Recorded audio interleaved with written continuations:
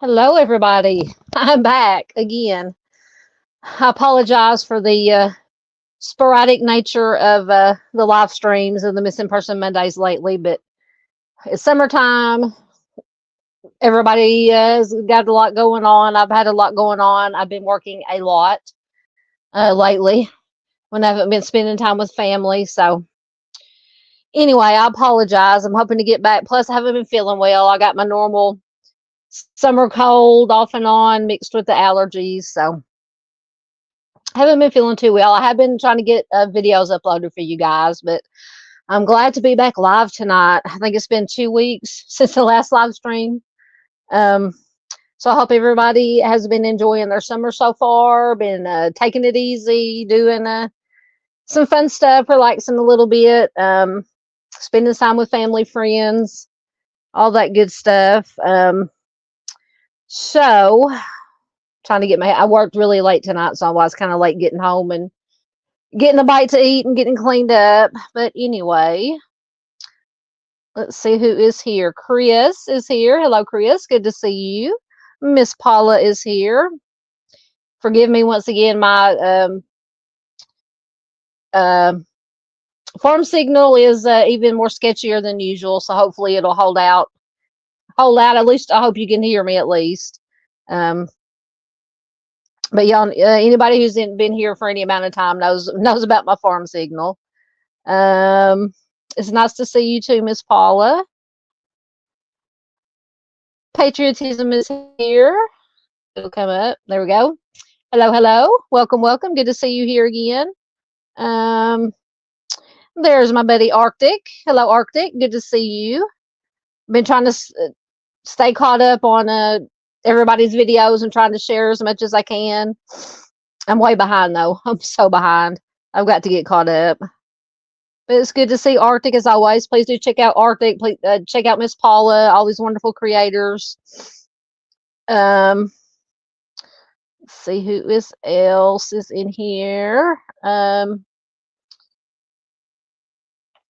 Hello, Julian. Good to see you. Always good to see you. Yes, please hit the like button and subscribe if you haven't already. For anybody new here, we do this usually every Monday night. Like I said, it's been kind of sporadic the last month or so, but usually every Monday night we do our Missing Person Monday. I feature some missing person, mostly cold cases from different states. Tonight we're doing Arizona. So I think I have 8 cases that I'm going to share with you guys tonight. So let's see who else is here. Thank you, Chris. Oh, everything jumped on me. Thank you, Chris. I appreciate that. Yeah, I just been spending time with family, and we're still, for anybody who doesn't know, we had a loss in our immediate family a few months ago. So everybody's still trying to, deal with that. So we just try to spend as much time together as possible and work our way through. But it's getting better. It's getting better. So thank you, Chris. I appreciate that. Yes, I'm going to try to. I may have to watch it in and out. Arctic, or Chris said Arctic has his live stream Saturday. I think Arctic's been doing them just about every Saturday. So if I'm working, it depends on how the weather is. I don't know when it's supposed to rain again. I will definitely try to watch it at work while I'm sitting in the car waiting for grocery deliveries to come up. And then when I get home, I'll start at the beginning and watch it all the way through, because Arctic always has everything that Arctic does is excellent. So, yeah, Arctic said he's been the same way. I understand real life takes priority. I've had to take more time away from the channel to deal with real life. Yep, absolutely. Sometimes you have to. There's Miss Doodle, one of my favorite humans. Hello, Miss Doodle. Please do check out Doodlebug. She is fantastic. I've been missing all you guys. I'm telling you. And Thursday, let's see. I was going to say Friday. We might have a fun live stream, but Friday is our family game night this Friday. We do it every other Friday. So maybe Thursday or so, we may do just a non-true crime live stream, get caught up a little bit, just to maybe do a little bit of fun stuff Wednesday or Thursday, somewhere around there. Thank you. Arctic has got Miss Paula's link in. Thank you so much. And there's Miss Doodle's link. And there's Junior, another one of my favorite humans. Hello, Junior. I hope you're doing well, sir. In Kentucky. And of course, there is Arctic's link. Thank you, Miss Doodle. Thank you so much. Yeah, my baby sister-in-law, youngest sister-in-law, passed away a few months ago. So, yeah, it's been hard, but we're making it. We're making it one day at a time. Sometimes it's 1 hour at a time, because just sometimes the littlest things will pop into your head, or you'll hear a song or just think of something that just, have a meltdown, as we call it. That's what me and mom call it. My mom call it. We just have a little meltdown, and then, thank you. I've missed you guys too so much. And I actually planned on doing a live stream last Monday, and I can't remember what happened. I don't know if I wasn't feeling well or something. I don't know, but there's no telling. And I've been missing Dave's live streams. I feel so bad. Poor Dave's going to think I deserted him. But I've been on Replay Crew, and I've been trying to share it out, but I miss Dave, miss everybody. Oh, Mom's going live tomorrow. Excellent. I will definitely, if I can't be there live, I will definitely catch it on replay. Yes, I heard about that. Arctic says we lost Wisdom Speaks, and that hit many of us in the community hard. Yes, I noticed that. I believe it was Doodle was posting about that. That was just so sad. Just thoughts, prayers out to her family. Absolutely. All right, I think I'm caught up. Yeah, the artist says it's hard for me to stay up and watch Dave always catch the replay. Yeah, yeah. Y'all, for about the last 3 weeks or so, I have been in bed by 10 or 11 o'clock, and that is way unusual for me. I'm usually up till 12, 1 o'clock, either watching TV or researching cases, doing video, whatever the case may be. But I mean, I've just been so tired. I don't even know what it is. Getting old. That's what I'm gonna chalk it up to getting old. All right, so before I do have a couple things to go over before we start on our Arizona cases. Let me find what I'm looking for. So first we have this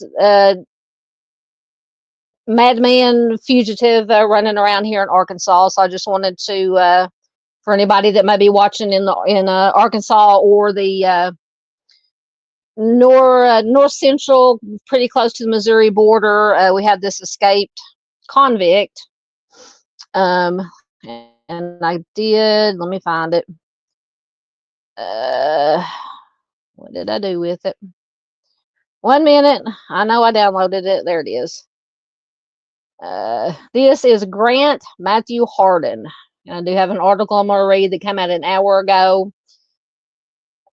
He's been running around loose, like I said, up around Calico Rock, Arkansas, which is up in the north central, very close to the Missouri border. He is a convicted essayist and homicide offender. But this article is actually, I think, from today. If today's the 2nd, I'm not entirely sure what today is. It's from KARK.com. It's one of our local news affiliates here. A massive search is currently underway for an ex-police chief who escaped from an Izard County prison more than a week ago. Authorities have been using any and every resource possible to locate 56-year-old Grant Harden, a convicted unaliver, murderer, and essayist. Harden is a former police chief in Northwest Arkansas who escaped from the North Central Unit in Calico Rock on May 25th. He was serving sentence for essay and homicide convictions. Sorry, I got to make it through all the ads. According to court documents, Harden was reportedly let out by a corrections officer. A spokesperson with the Arkansas Department of Corrections said Harden escaped by disguising himself in an ADC, Arkansas Department of Corrections, type uniform. Logan Barnes is the owner of Knowles True Value Hardware Store in Calico Rock. He says the community is remaining cautious as each day passes. Barnes goes on to say, at first I was spooked. I think everyone was a little leery. We have a bunch of people that hunt and fish, and they know how to protect their property. Officials say the rocky terrain, past rainy weather, and his police background has made it difficult to find him. The rural area creates hiding places like caves. Charlie Allen, owner of Lindsay Trout Dock, said there are a lot of places to hide here. You could go off grid here and no one would find you. A spokesperson with the Arkansas Department of Corrections says the manhunt includes helicopters, drones, horseback, ATVs, police checkpoints, and more. A local person said, we're the safest place on earth right now because there are cops everywhere. Charlie Allen has owned the Lindsay Trout Dock on the White River for years. He says they have a lot of tourists that come out to fish, and some have already asked about Harden, but as the water would not be easy to swim across. Allen says since he has escaped, this river has been really high and it's cold water, so you would die of hypothermia. I got friends that are involved in the prison and they're in the K-9 unit out there, so I have faith in that. Some of the community says that they are keeping the faith that he will be arrested. This community is like a family where everyone is looking out for each other, said Bambi Bowden, executive director of Main Street Calico Rock. All hopes, they're calling him the devil in the Ozarks. Time on the run will finally end soon. Allen said he's not only an essayist, but he is a murderer, just put it bluntly, a murderer. He needs to be in prison. The FBI and the U.S. Marshal Service have increased their reward for information leading to the arrest of Grant Hardin to a combined $25,000 after 5 days of searching. So yeah, this is not a good dude. So everybody has just been kind of everywhere in Arkansas, but more so, like I said, up in the north central part of the state has just been on high alert because he's very dangerous. He was actually if I remember correctly, in prison for the homicide, and then somehow they matched, and I can't remember what year he was put away for the homicide, but sometime during that time when they got his DNA, they actually matched his DNA back to an SA in 1997, I believe. And so he was then, I guess, sentenced to more years he essayed a school teacher during some kind of community event with like lots and lots of people in one room, in like this, like a community center room. And it's just, yeah, he is not a good dude at all. So I would say anybody anywhere in northern Arkansas, southern Missouri, please be on the lookout. All right, let me get caught up on your comments, and then I have one of our urgent missing persons to share, and then we'll get on to our Arizona cases. Oh,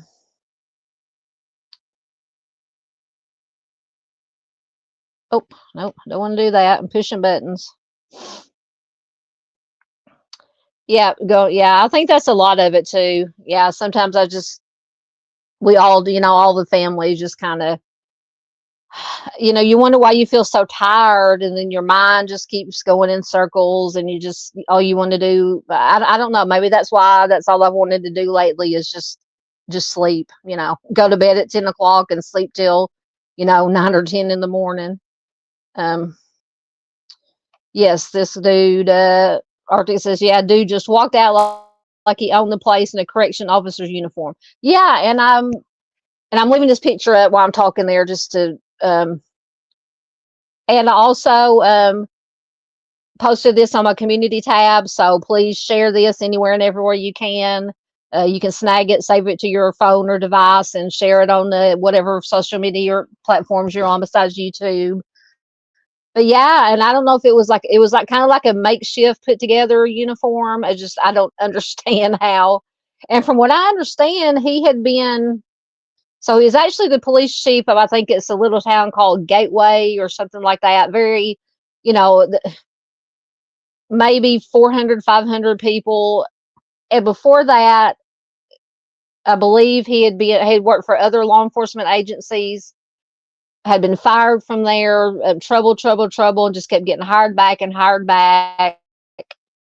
and just, in my opinion, he's got more things out there that he's done that they just haven't found. I mean, you can just look at that picture or just Google Grant Hardin, and in my opinion, he looks like a psychopath. Just my opinion, but I wouldn't be surprised if he had some other nefarious stuff going on.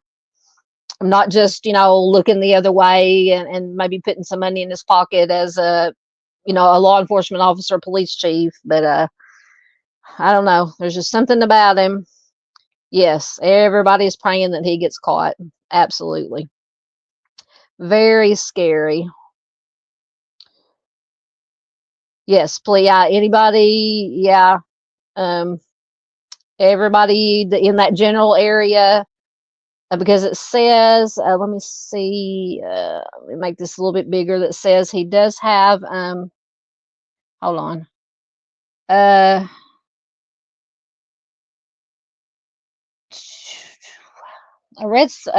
He does have ties to Garfield, Eureka Springs, Holiday Island, and Huntsville, Arkansas. So yeah, he could be anywhere unless he's just hunkered down somewhere.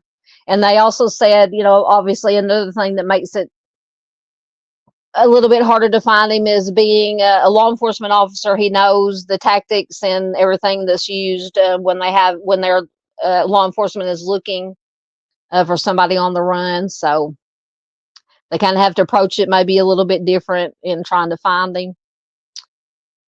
But yes, I'm telling you, just my opinion, he's just got that psychopath look to him. That's the only word I can think of. Yes, absolutely. Doodle says whoever helps should also serve the same sentence. Yep. Up there's Echoes. There's my Bubba. How you doing? I'm wondering when you would turn up. All right, let me take that down for a minute. There we go. Hey, Bubba, how are you doing? Good to see you. Nobody's put you in timeout yet? Oh, everybody's going to be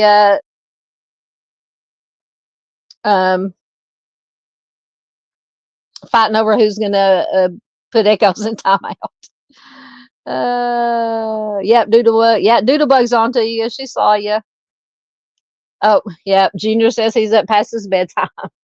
Thank you, Junior. If you can't stay up, I know you always are a replay crew. This is true. Doodle says something going back to Grant Hardin makes you wonder about every case he ever solved, honestly. Yeah, if he even solved any.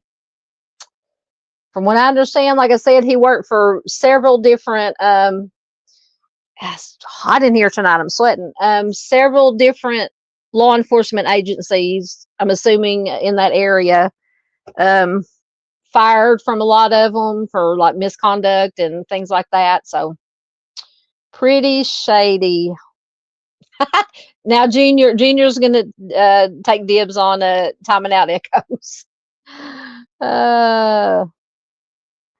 Oh, Arctic had to go feed the cat. Oh, I know. Arctic said that his cats are looking at him like they'd claw my eyes out if they didn't get their wet food.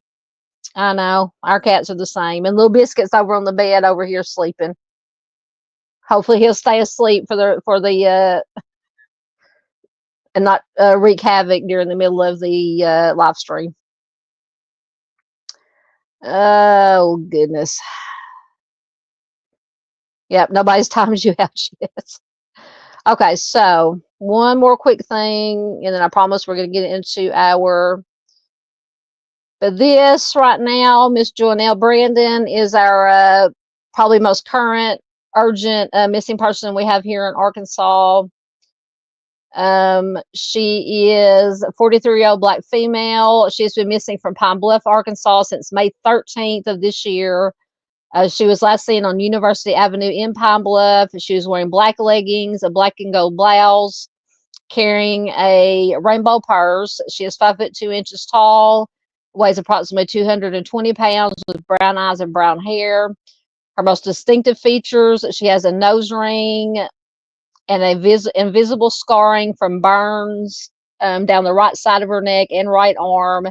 She is clinically diagnosed with a mental health condition. She does not have her required medication with her. If you have any information, contact the local authorities immediately. You can call the Pine Bluff Police Department at 870-541-5300. I do believe I have just a short article with some statements from her children. I'll read to you right quick. Let me get me a drink while I'm waiting for it to come up.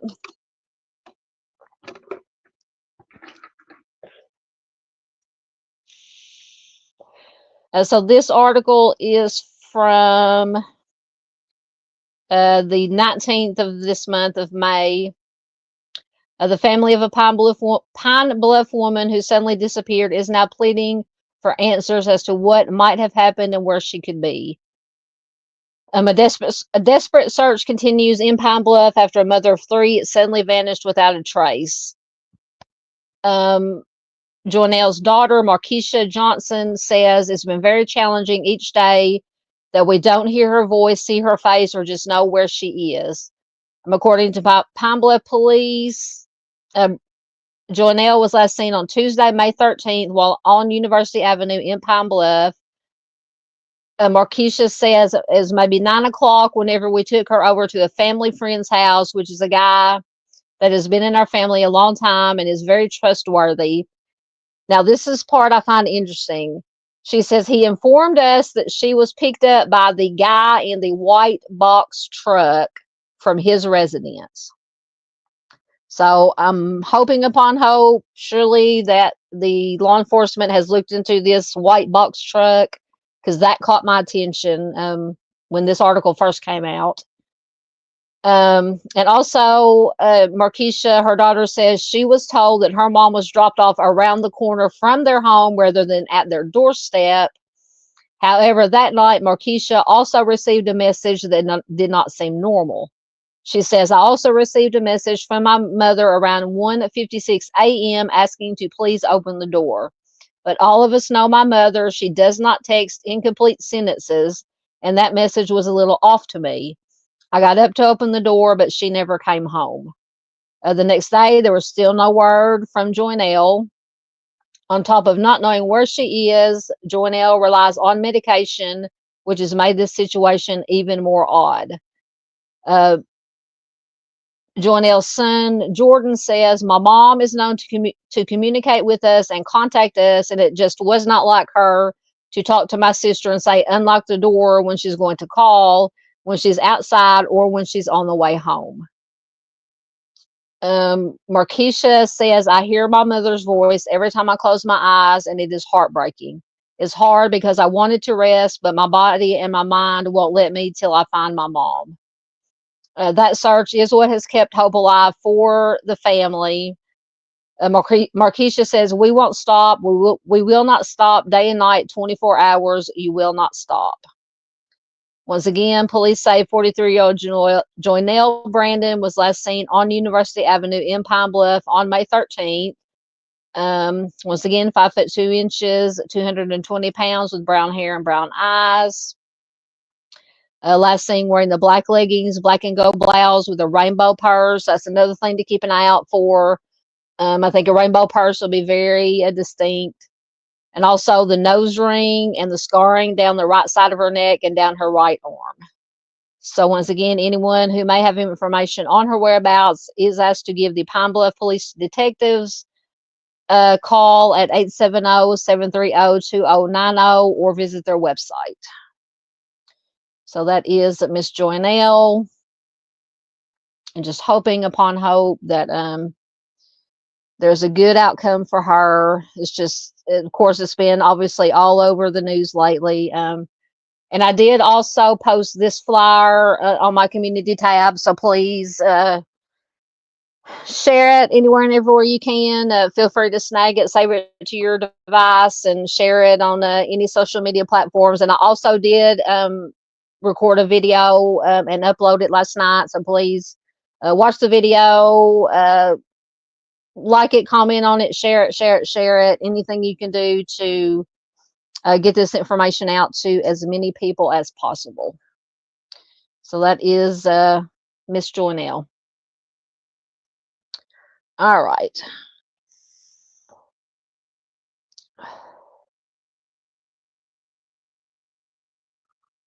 All right, now let me get caught up in your comments one more time, and we will get started with our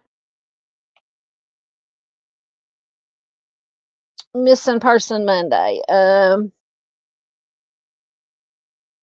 Let's see.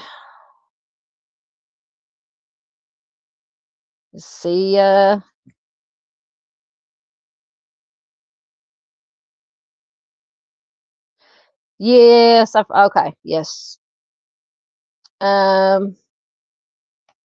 Yes, Jessica Kemp.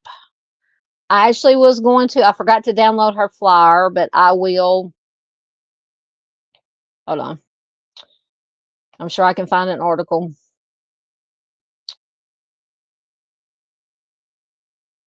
Give me 1 minute. Oh my goodness. Nothing. I'm pushing buttons, guys. Watch out. Oh, jeez. Nothing wants to cooperate with me tonight. Okay. If I could spell. Um, Find the most recent article. I'll do this one from KTV. Hopefully, I'll see if it'll let me screen share. 1 minute. I'll take that down. Oh my goodness. Everything's trying to freeze up on me. There we go.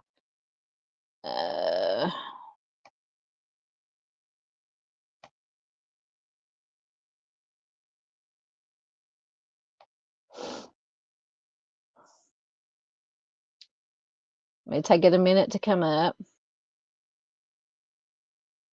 If it does at all.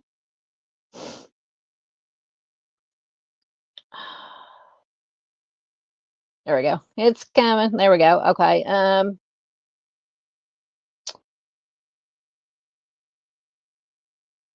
you gonna let me? What does it do?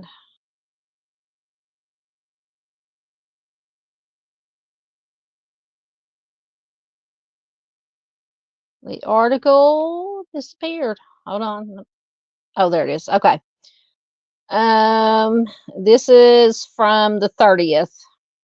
A family speaking on the missing Paragould woman last seen camping, pleading for any leads. And there's some pictures of Jessica. And I believe I have shared her flyer on my community tab and on Facebook.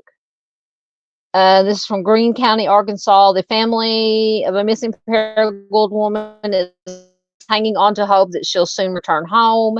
It's been 25 days since anyone has heard from Jessica Page Kemp. While the boots on the ground search covers a wealth of land, the Greene County Sheriff's Department is also examining Kemp's electronic devices. Law enforcement, a pool of support, and especially her family are desperate for any sign of Kemp. Kemp is a 32-year-old avid camper who has not been seen since May 5th when she was spotted camping all by herself at Lake Ashfall in Greene County. Sandy Kemp, her mother, says, "I'm going to search until the day I die. If I have to, I'll bring her home no matter what. We will bring her home." Ads keep popping up. While camping alone is a hobby of hers, after several days of no contact, things started to seem fishy to her family. On May 14th, they spread out across northeast Arkansas for a search mission no family ever expects to take on. "I never dreamed this would happen to us as a family." The story has spread rapidly through flyers, Facebook, and TikTok. Sandy Kemp says despite rainstorms, heat, and cold temperatures, they have been searching a 25,000-acre area surrounding Lake Ashfall alongside multiple law enforcement agencies, all with a shared goal to bring her baby home. She says her keys, debit card, phone, and jewelry have been the only sign of Kemp at that campsite, which is totally unlike her daughter. It says she knows these woods like the back of her hand. Sandy's son, Daryl Kemp, a key player in the search for his sister, says Kemp has struggled. No, I don't want to sign up for the newsletter. Hold on, everything's froze up. Go away. There we go. Says Kemp has struggled with depression and he believes that she was camping to escape from the hustle and bustle. Still, he is not losing hope that she is still out there. Daryl Kemp says, "We try to find the joy in anything we can as well because we feel like we have to do that in order to persevere and keep going forward. It's something the mother says takes a village." Absolutely. Sandy Kemp says, "We've had people to show up and we've told them and they've shown up a couple of days later just looking, just total strangers we have met along the way." A Facebook group has been dedicated to raising awareness about the case and communicating updates from the family. It's called Help Us Find Jessica Page Kemp. If anybody can snag that link and throw it in there. So if you have any information on Kemp's whereabouts, you are asked to call the Greene County Sheriff's Office at 870-239-6343. So once again, there's some pictures of her.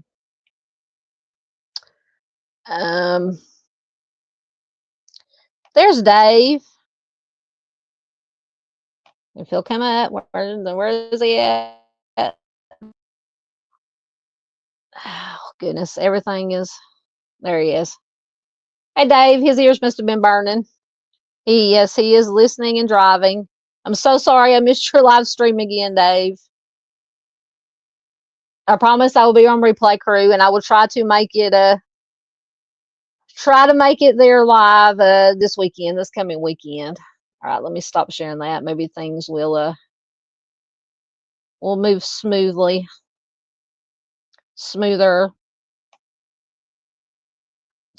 All right. Thank you very much. There is Dave's link. Yes, be safe out there listening and driving, Dave. Absolutely.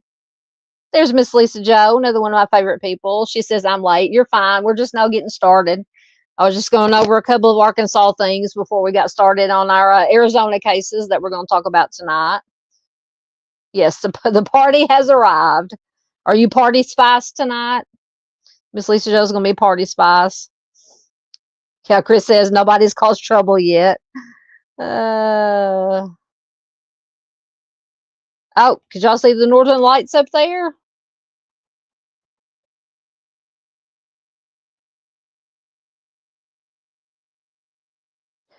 Yeah, going back to Miss Joynell's case.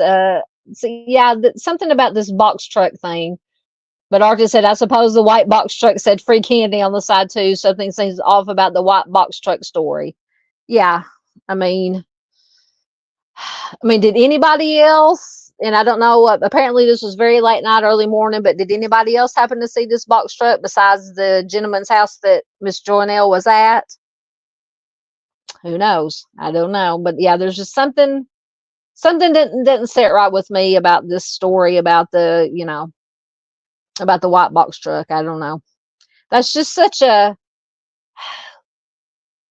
weird, if you were gonna, it looks like if you were gonna, and I'm not saying that this gentleman that she was with is making up the story. There very could well have been a white box truck. But then again, if somebody was going to make up a story about she was picked up by somebody, you would think that it would be a more nondescript, something that you would see every day. I mean, to me, I don't see a whole lot of white box trucks where I live. So yeah, I don't know. There's something a little bit off about that. So I agree with you, Arctic. Are y'all still having the fires up there too, Miss Lisa? She was talking about fires. Let's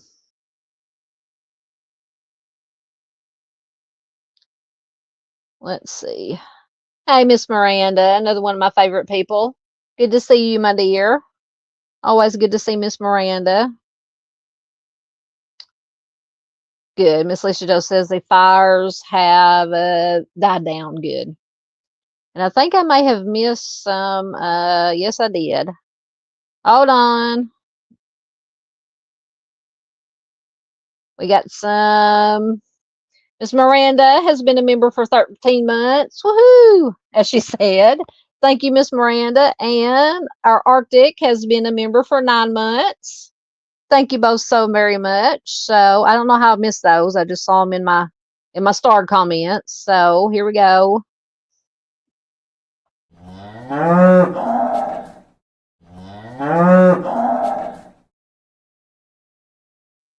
There's the moo cows for you guys. Thank you guys so much for your continued support. Thank you everybody for everything that everybody does.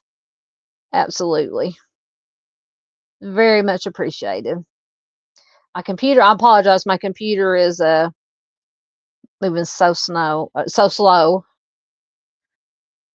Now, Brian Echo says now they're getting smoke from Canadian fires.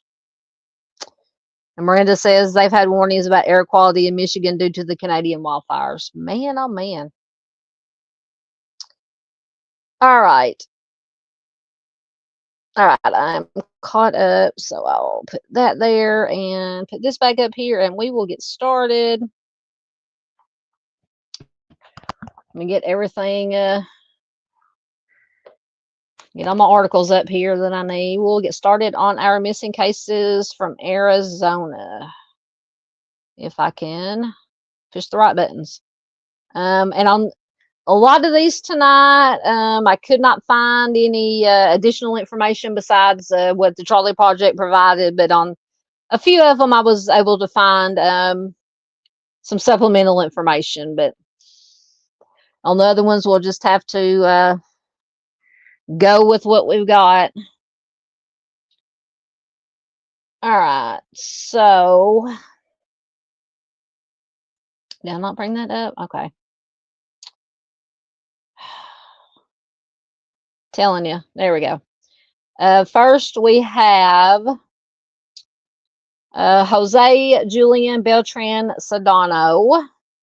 Jose has been missing since August 12th, 2006 from Glendale, Arizona. He is an Hispanic male. He was just 19 years old when he went missing. He will be 38 years old as of 2025. At the time he went missing, he was 5'4" tall, 150 pounds, with black hair and brown eyes. It says he may use the alias date of birth. That's November 14th, 1986. And the alias names Ricardo, I'm going to try not to butcher these names, Ricardo Bracamontes Villalba and or Fernando Rodriguez Trujillo.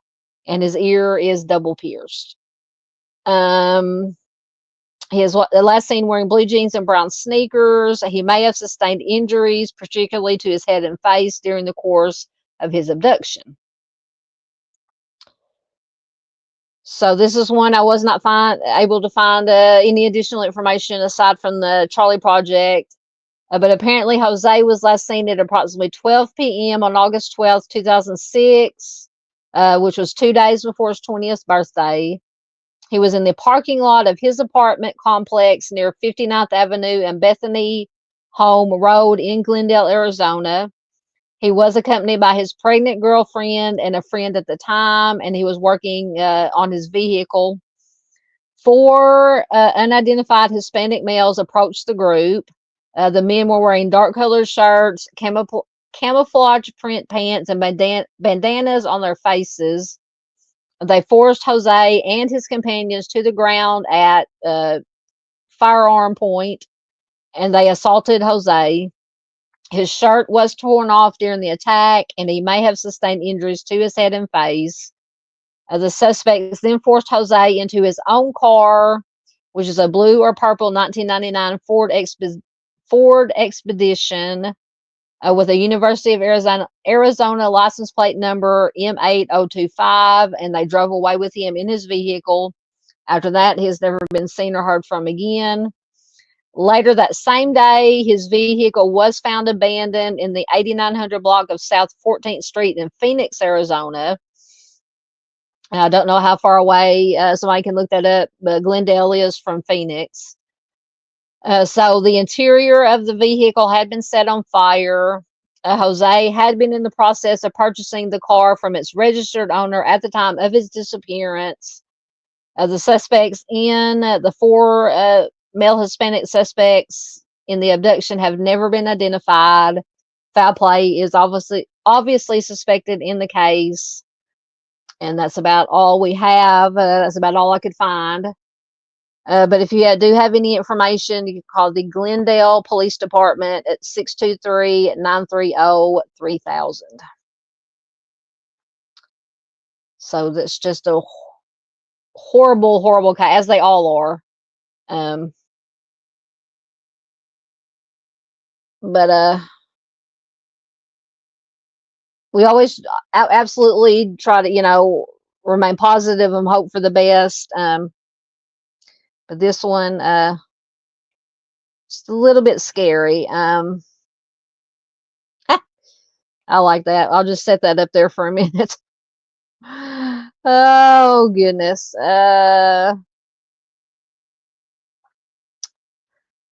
Let's see, I'm just getting caught up. Let's see if anybody snuck in. There's Miss Doris. Hello, Miss Doris. Good to see you. How are you doing? Good to see you. Always good to see Miss Doris. Okay, so that's not that far away. So Arctic says Glendale to Phoenix is roughly 10 miles. So that's not far away. Not far away at all. Yes, it is always good to see Miss Doris. All right. So that was Jose. Sorry, once again, fighting with the computer. All right, so I'll mark there. Next, we have Stephanie Lynn Benton. And I don't believe I was able to find any additional information besides Charlie Project on Stephanie. So Stephanie has been missing since March 13th, 1995 from Bullhead City, Arizona.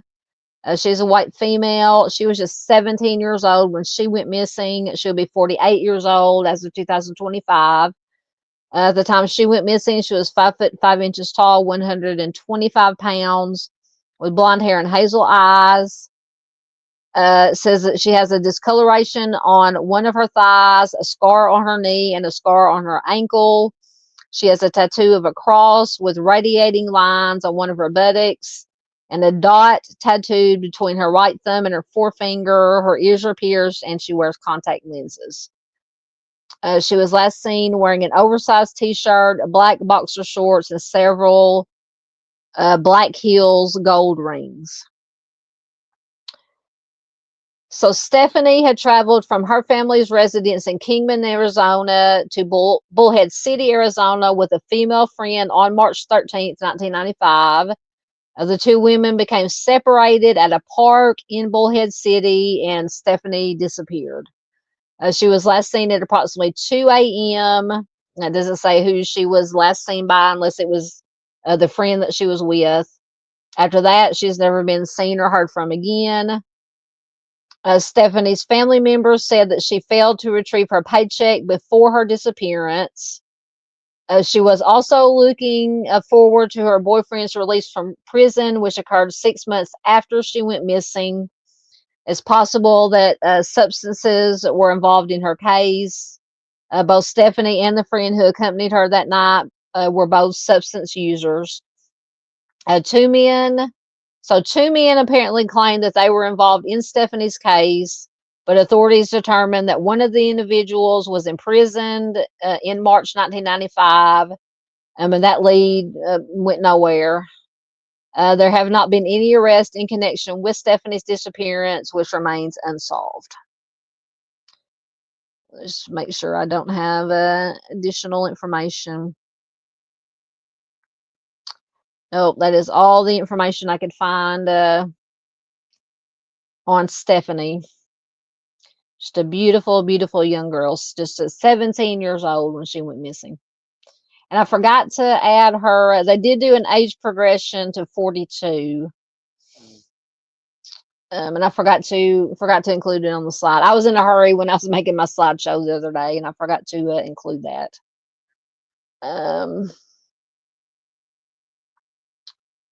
Let's see. Thank you, Miss Doris. I love you too. Chris says he was almost 1 when Stephanie went missing. Trying to figure out how old I was in 95. Let's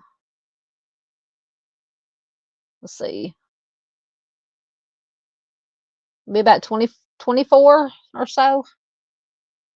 If I'm adding correctly, which I may not be. Miranda says she's about her age. Yes, so sad. Very sad.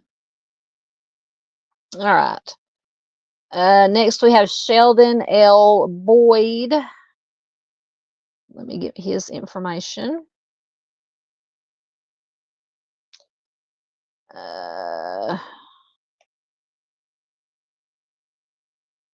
All right, so Sheldon has been missing since May 12th, 2007 from Chandler, Arizona. He is a Native American male. He was just 27 years old when he went missing. He would be 46 years old as of 2025. At the time he went missing, he was 5'6" tall, 160 pounds, with black hair and brown eyes. He had a mustache and a thin beard at the time of his disappearance. He also wears eyeglasses with thin black frames. His nickname is Shell. His upper teeth are crooked. His right ear is pierced, and his ankle had been previously broken. He previously had a stab wound to his abdomen. He does have tattoos. He has a monkey with wings and a burning crown on his upper left shoulder, a thunderbolt on his left hand, and the letter S, a symbol for the band Slipknot, on the middle of his right calf. And he has the letters XXI cut, not tattooed, but cut into the right side of his abdomen. So he was last seen wearing a black short-sleeved t-shirt, a black, blue, or gray long-sleeve shirt, size 2X black shorts with long gray strings, a gray tank top, a black Adidas jacket, black sneakers, black socks, and a plain black baseball cap. So Sheldon, not when I say not a whole lot of information, even in the Charlie Project. So Sheldon was last seen at approximately 11 p.m. on May 12th, 2007 at the Maggio Ranch Park, which is in the 1500 block of West Maggio Way in Chandler. He had been playing basketball prior to his disappearance. He left the game to go home, but never arrived, and he has never been seen or heard from again. He was reported missing by his girlfriend. He left all of his personal belongings behind at home, including his wallet, cell phone, and car keys. He has no history of mental illness or substance abuse, and they say it is uncharacteristic of him to leave without warning, and his case remains unsolved. So basically, unfortunately, once again, that's about all the information we have on Sheldon. But if you do have any information, you can call the Chandler Police Department at 480-782-4130. All right.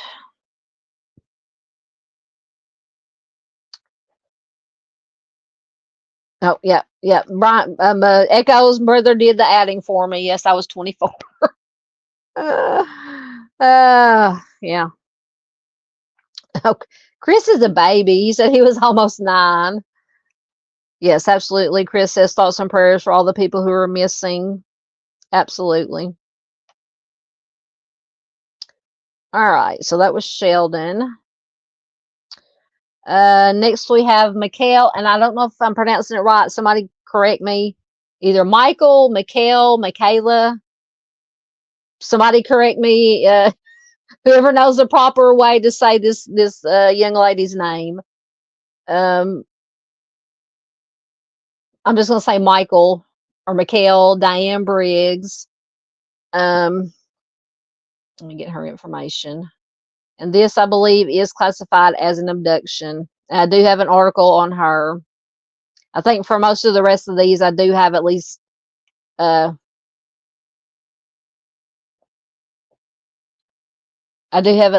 Chris says it's, well, that doesn't help me. I know it's spelled Mikelle. Is it Michael? Like, because I know there are females named Michael, but it's spelled different. If it's Michael, Mikelle, Michaela, I may just go with Diane. All right, so this young lady has been missing since January 2nd, 1999 from Mesa, Arizona. This is classified as a non-family abduction. She is a white female. She was just 11 years old when she went missing. She will be 38 years old as of 2025. At the time she went missing, she was 4'8" and 85 pounds, with brown hair and hazel eyes. Her upper front teeth are prominent. Her ears are pierced. She has several moles on the left side of her face. Her hair had been permed and was growing out prior to her disappearance. She was last seen wearing a red shirt with her elementary school's name, Lindbergh, and printed on the front. Bell-bottom jeans with embroidered seams on the sides of both of the pants legs, white canvas shoes, and possibly wearing earrings. So Mikelle, Michaela, Diane, I'm gonna call her Diane, was last seen riding her bicycle near her family's residence in Mesa, Arizona on January 2nd, 1999. She and her younger sister thought they heard an ice cream truck's music in the distance and asked their mother for money. Michael and her sister waited for the truck near Toltec Street and El Moro Avenue at approximately 5:50 p.m. Her sister became cold, went back to the family's home for a coat. The mother sent her back for Diane, but she had disappeared. Her bicycle and her 2 quarters, apparently, I guess for the ice cream, were found near the street where she had been standing. The bicycle was not at the corner, but partially back towards the house. It was lying on its side with the wheel still spinning. So that tells you whatever happened just literally moments before her sister got back. If the wheel was still spinning, it's just horrifying. So Michael and her sister had been separated for only about 90 seconds. So in the span of a minute and a half, she was just gone, snatched, just like that. Authorities searched the entire area near the family's home, but no evidence. I lost my place. Sorry. No evidence pertaining to her whereabouts was found. Search dogs lost her scent after only a few feet, suggesting that she was placed into a vehicle and driven away. Authorities were unable to confirm if an ice cream truck was in the area at the time of her disappearance, but all the ice cream vendors in that area were cleared of involvement in her case. A known SA offenders in the vicinity were also cleared of any connection. There have been many false leads in the case. On January 9th, police dug up what appeared to be a freshly dug grave outside of Mesa. They found nothing. 2 witnesses were put under hypnosis in hopes that they would remember something, but nothing came of that. A copper-colored Jeep was reportedly spotted near the home at the time that she was last seen, but when its driver was located, he was ruled out as a suspect. He saw nothing unusual. Houses in the neighborhood were searched with the consent of their owners, to no avail. Nothing was found. Only one homeowner refused to permit a search. He is not considered a suspect. On March 10th, 1999, a man reportedly tried to abduct 2 girls, a 10-year-old and an 11-year-old, from a schoolyard.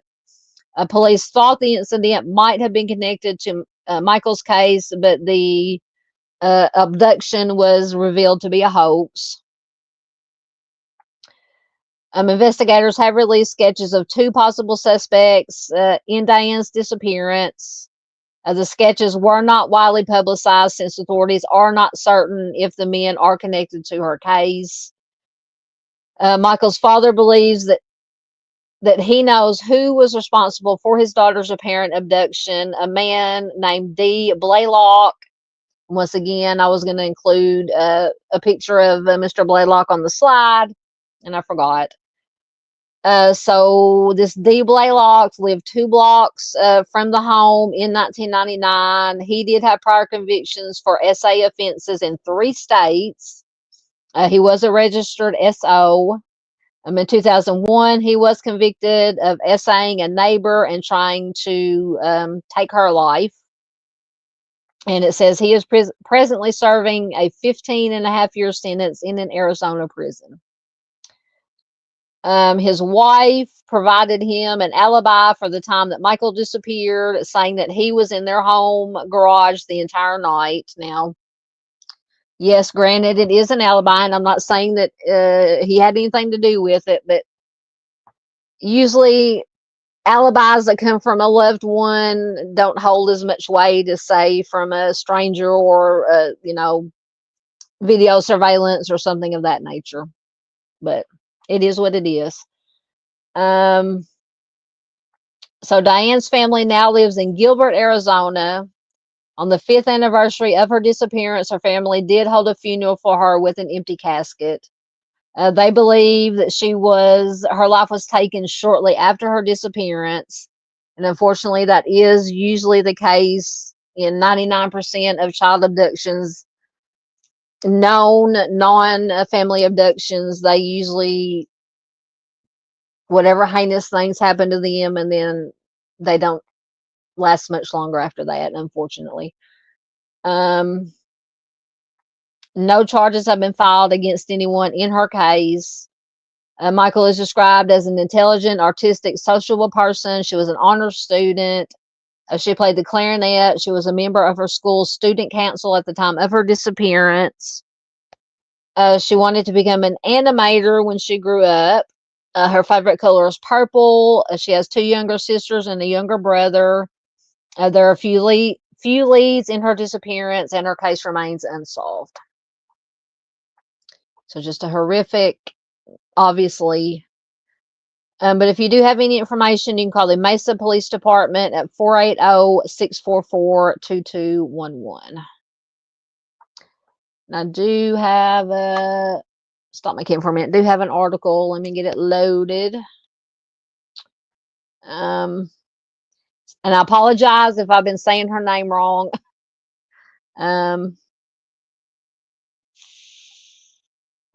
I'm sure somebody will correct me. If not in chat, in the comments, if they watching Replay Crew. Let me get me a drink.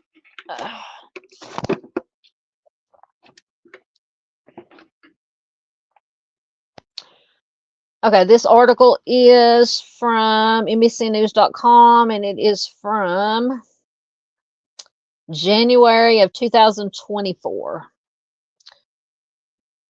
25 years ago today, as of when this article was written, 11-year-old Mikelle Biggs vanished from Mesa, Arizona. Her mother, Tracy Biggs, described her daughter as, quote, a very kind and loving, very sweet child. Tracy says she enjoyed art. She was very good at art and wanted to be a Disney animator from the time that she was about 4 years old.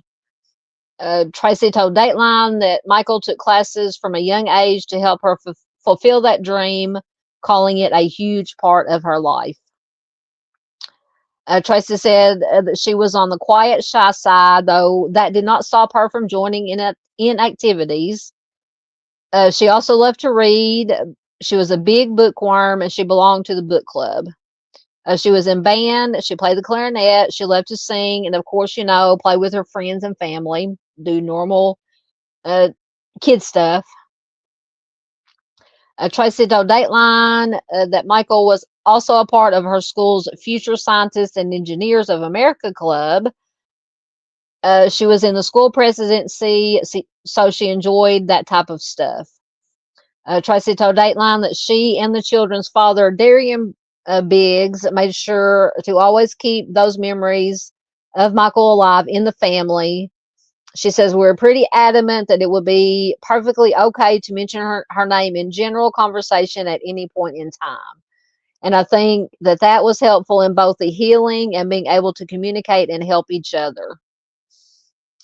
And now, years after she went missing, her family still thinks of Mikelle and of the day she disappeared. It was January 2nd,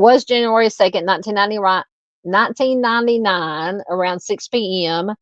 11-year-old Mikelle Biggs and her 9-year-old sister Kimber were playing outside their family's home with a few other kids from their Mesa neighborhood. Tracy Biggs was on the front porch swing with her cousin, watching the children play. The women then decided to go inside. About 5 minutes later, her youngest daughter Kimber walked inside. Tracy, the mom, said Kimber came in and made a comment about the ice cream man had not shown up. Tracy remembered telling Kimber the ice cream man would come another time and then asking her to go back outside and tell Michael to come back to the house. And so she went out the door, and then she came back a couple of minutes later and said that she could not find Michael anywhere. Like I said, they said it was a span of a minute and a half that she disappeared. Kimber, now in her 30s, told Dateline that instead of Michael, she found her sister's purple bicycle lying on the pavement, and one of the wheels was still turning. A few quarters were on the ground next to the bicycle, which was the ice cream money, according to Kimber, but the 11-year-old was nowhere to be found. Kimber and Tracy checked the neighbor's house for any signs of Michael, but no one seemed to have any idea where she was. And I said, something feels very wrong here, Tracy told Dateline, so I went back into the house and called the cops. Tracy said that before calling the police, she contacted one of her friends who also lived in the neighborhood. My friend called our church, people in our church, to get people looking for her. So by the time the cops arrived, there were probably 50 or 60 people that were out looking for her in our neighborhood. Mesa Police Department Detective Paul Sipe, who is the lead investigator at that time, currently assigned to the case, told Dateline that when investigators arrived at the home, they did an initial search of the house for signs that Michael may have been hiding inside. Tracy said, and I was like, she is not here. She would not hide. She's 11 years old. According to Detective Sipe, police quickly eliminated the possibility that she was hiding or that she had run away. Investigators determined relatively quickly that it was a suspicious missing juvenile. The nature of it was suspicious, so they started getting resources and detectives into the scene shortly after the police arrival. So thank God this is one of those cases where they didn't treat it as instantly as a runaway. Michael's father, Darian, received a page to call home as the scene unfolded. When he called the house, Tracy, his then wife, told him that their daughter had gone missing. Darian told Dateline that the words initially did not make any sense to him.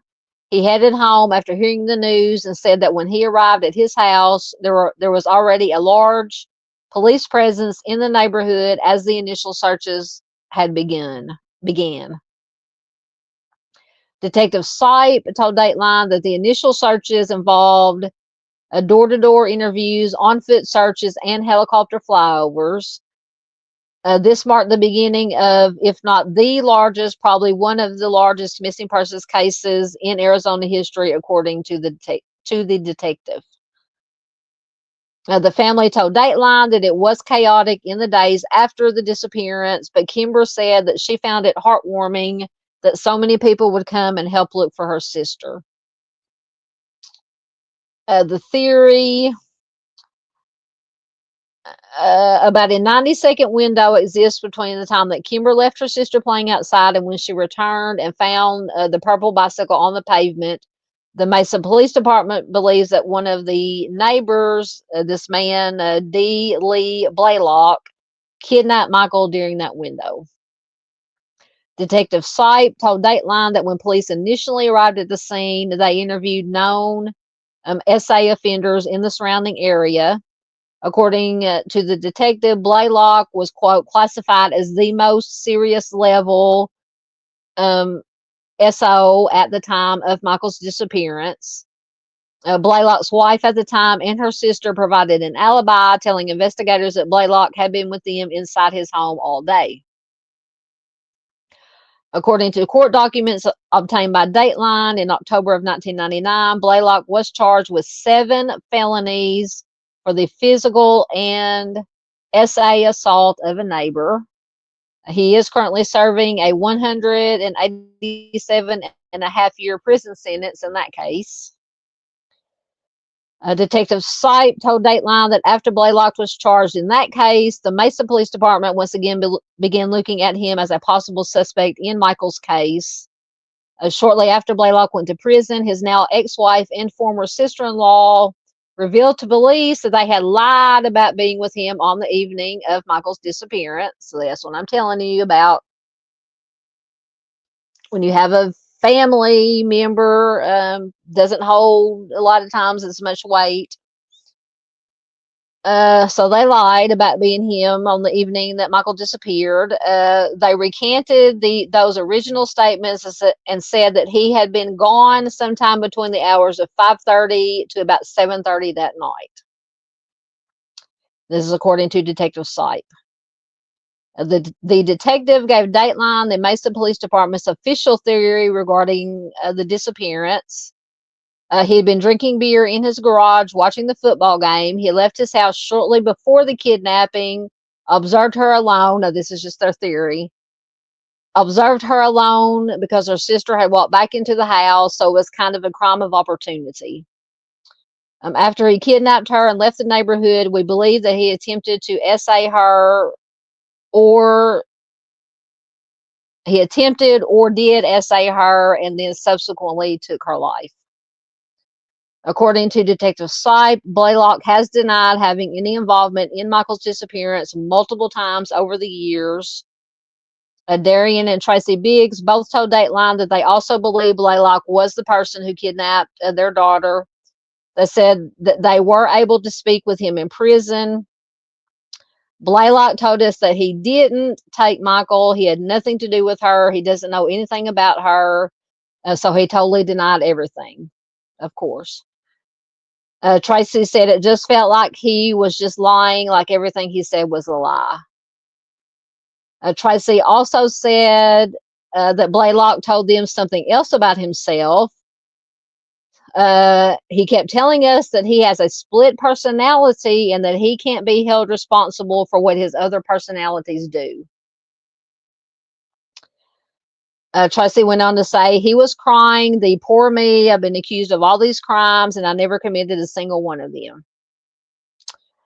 Detective Sipe told Dateline that he is unaware if Blaylock has ever been diagnosed with a mental health condition.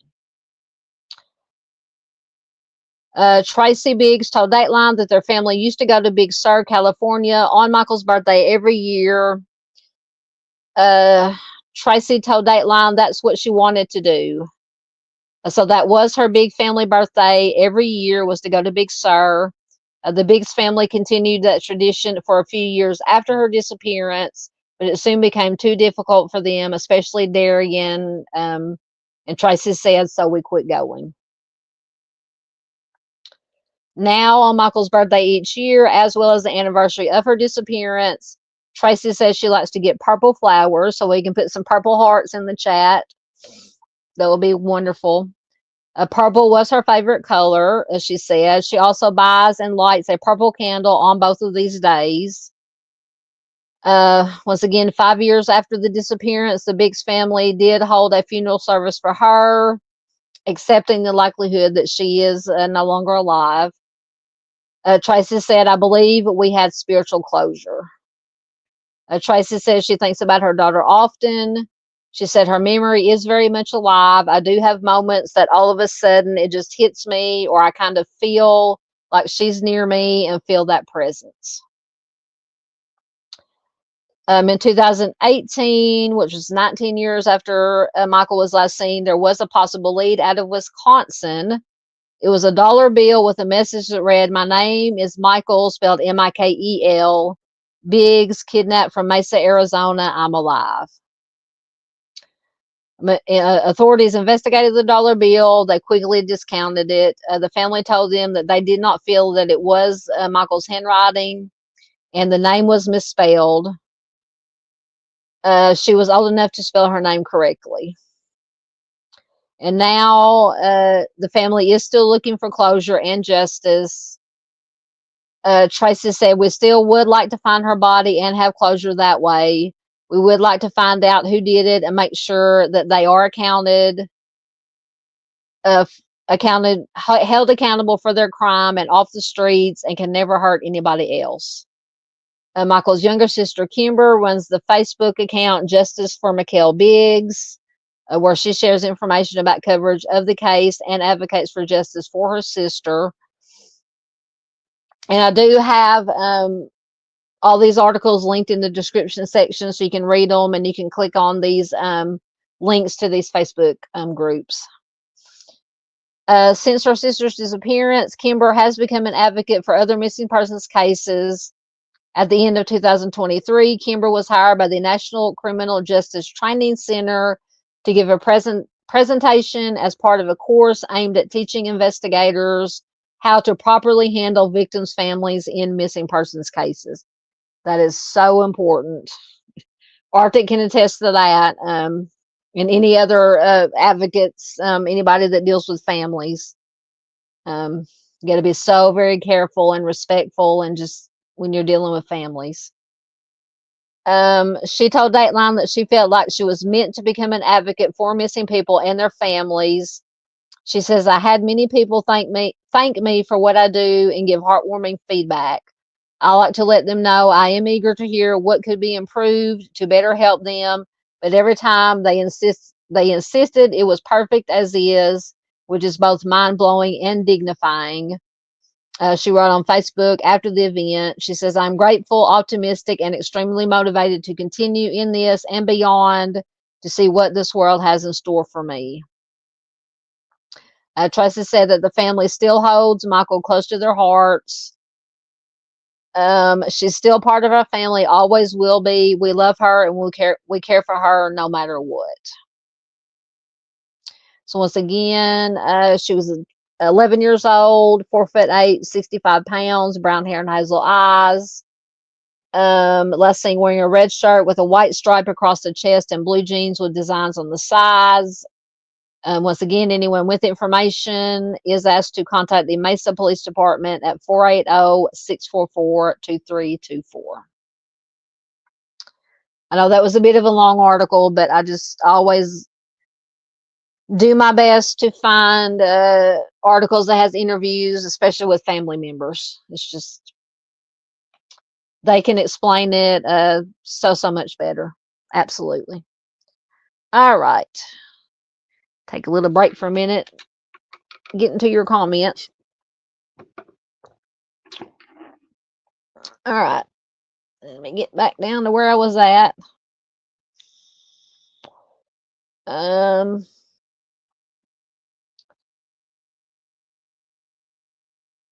I think once again I forgot to mark where I was at.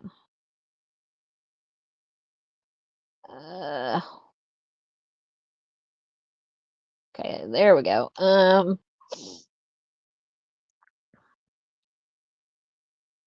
Okay. Mikelle. Is that how you pronounce it? Okay. Mikelle. Thank you, Arctic. Chris says he is aware of the case. It's a very scary one. Yes, absolutely. I mean, can you imagine in the span of 90 seconds? 90 seconds. Hello, obviously me. It's a new name, unless somebody. Oh, hold on, pushing buttons. Welcome. Good to see you too. Welcome. Good to have you here. Hey, Mustang. There's my buddy Mustang 65. What a breath of fresh air. Well, I don't know about that, but I'm so glad to be back. So glad to be back. Hopefully that was my last extended absence from at least live streams for a while. Like I said, I have been uploading videos during the week for you guys, but I'm glad to be back. Let's see if anybody else snuck in on me. Let's see. There's Nan R. Hello, Nan. Good to see you. Always good to see you, ma'am. Good to see everybody in here. I've missed you guys. Telling you, one day this week, maybe Wednesday or Thursday, we're just going to have just a get together, chat, catch up. Doesn't have to be true crime related, or it can be a mix of both. True crime and non-true crime. Whatever happens to be happening in the world, or in our world, in our lives. But it's good to see Miss Nan. My button's not working.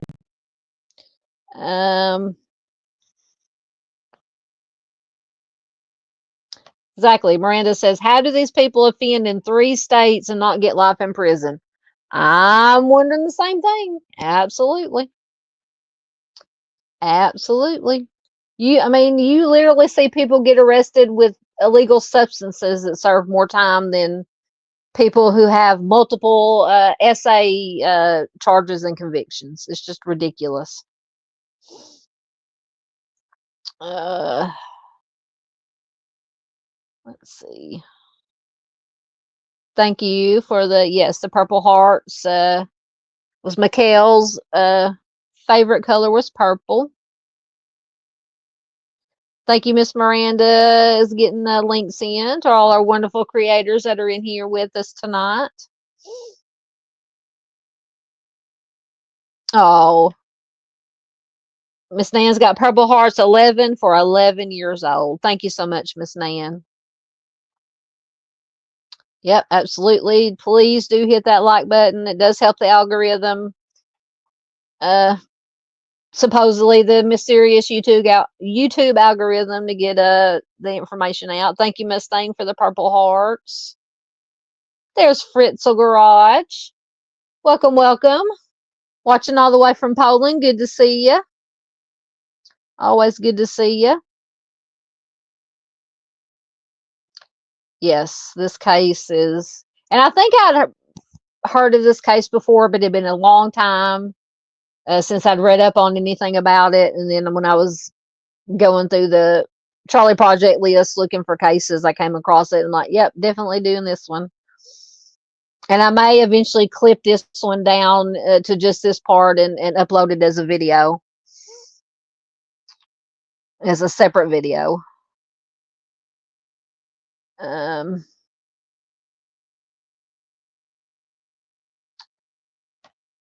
Miranda says, did any of the other children see anything? Did it mention it? Did it mention any other kids? Let me see. Let me go back to almost the end of the live stream.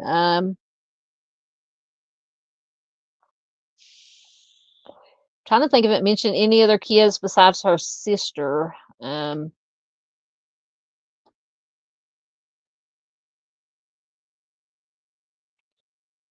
Just says Mikelle and her younger sister thought they heard the ice cream truck music in the distance, asked their mother for money.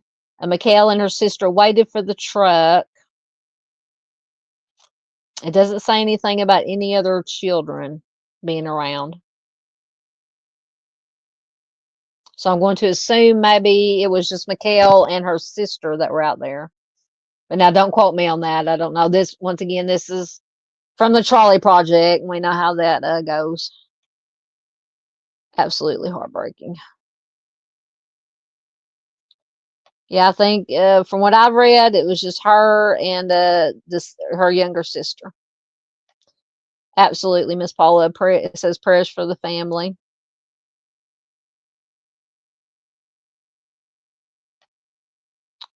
So she was playing with her sister and a couple of other neighborhood children. Now, if there are other children out there, they didn't mention them, or if they saw anything. But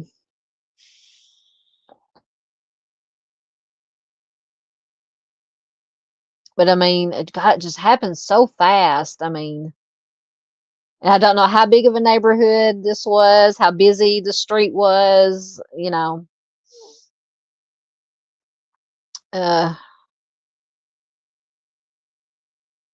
Chris said that Blaylock is not the person who I believe is responsible for it. Fair enough. There could be, yeah, there could have been somebody else out there. Because I think they said there were numerous registered SOs in the area, and the police claim that they checked them out and cleared them. Now, what they did, what the process is to clear them, I don't know. I guess getting alibis. But then Blaylock supposedly had an alibi from his wife and sister-in-law or somebody. But then it came out that they lied actually about that, about that, and that he did leave the house between 5:30 and 7:30.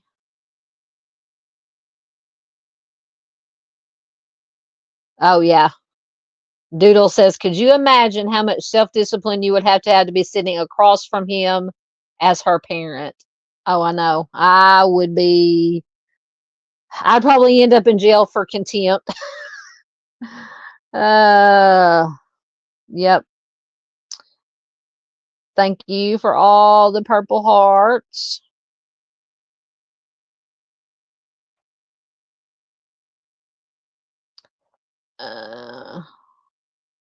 What? So Arctic says Facebook has suspended his account 6 times tonight.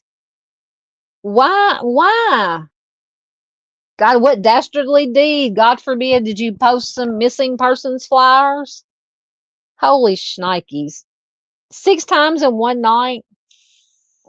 See, I got put in Facebook jail, what, about a month ago for a few days? That is ridiculous. 6 times in one night. Good Lord. That's just ridiculous. But yet, people can post God, God awful stuff and just, nothing ever gets, nothing ever gets done. Yeah.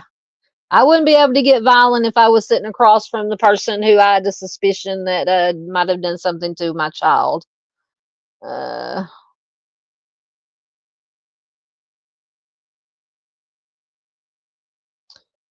Yeah, but yeah, absolutely. You just have to. It's hard, easier said than done, but you have to be the bigger person and just use that restraint and that strength and trust in God or whatever you believe in to take care of it.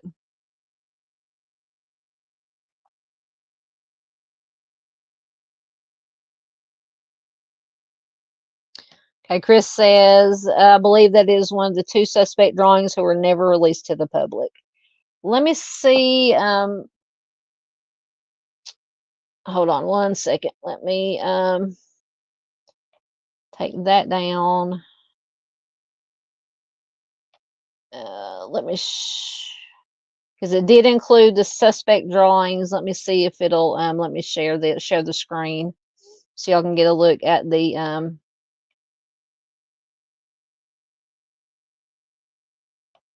and also the picture of Mr. Blaylock. All right, so the very bottom row, the first 2 or the 2 middle ones are the 2 sketches of possible suspects, and then the very last one on the right is Mr. Blaylock.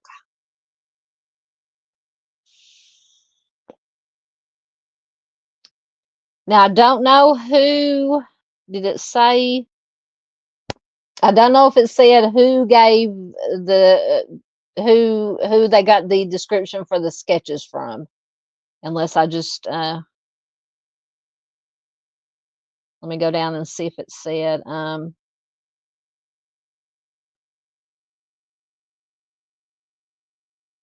on one minute, I'm looking.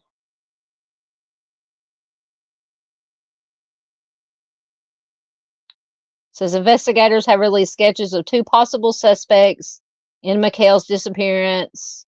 The sketches were not widely publicized since authorities are not certain if the men are connected, but it does not say what witnesses gave the descriptions for these possible suspects. So that's very strange to me.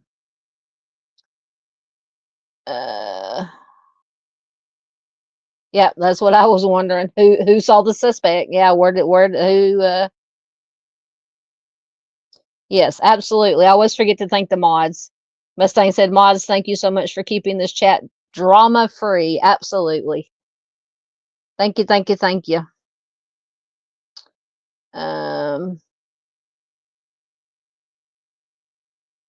Okay, so Chris said people in the neighborhood saw them.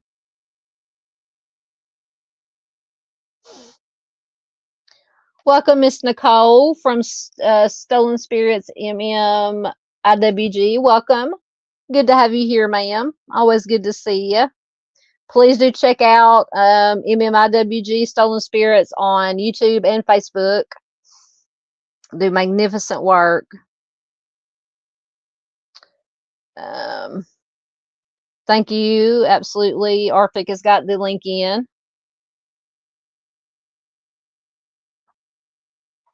Yeah, this is true.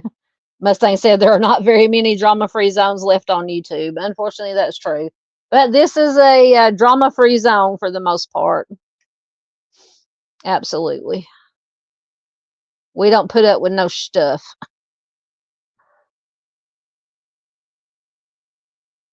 Miranda says she looked at the composite sketches and one that looks like Blaylock. Let me go back over here. Yeah, actually, the one that's right beside the picture of Blaylock does favor him. I agree. Now the other one looks nothing nothing like Blaylock or the other sketch. But yeah, I do agree. The one there in the middle, the one closest to the picture of Blaylock, does favor him. I can see a resemblance.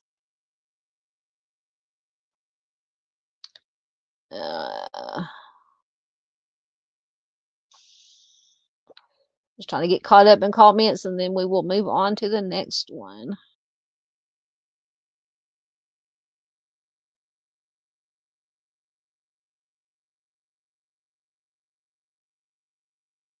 Did you find another article about this case, Chris? You can send it to me too. You can send me a link in Messenger if you want, if it's different from the one I read from. The one I was reading from was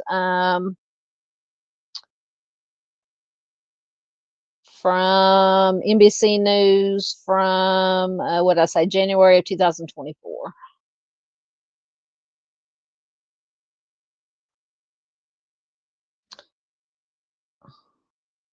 Doodle says TikTok always bans me for doxing. I'm just sharing flyers. How can you can't dox when you're sharing flyers? Oh, good Lord. All right.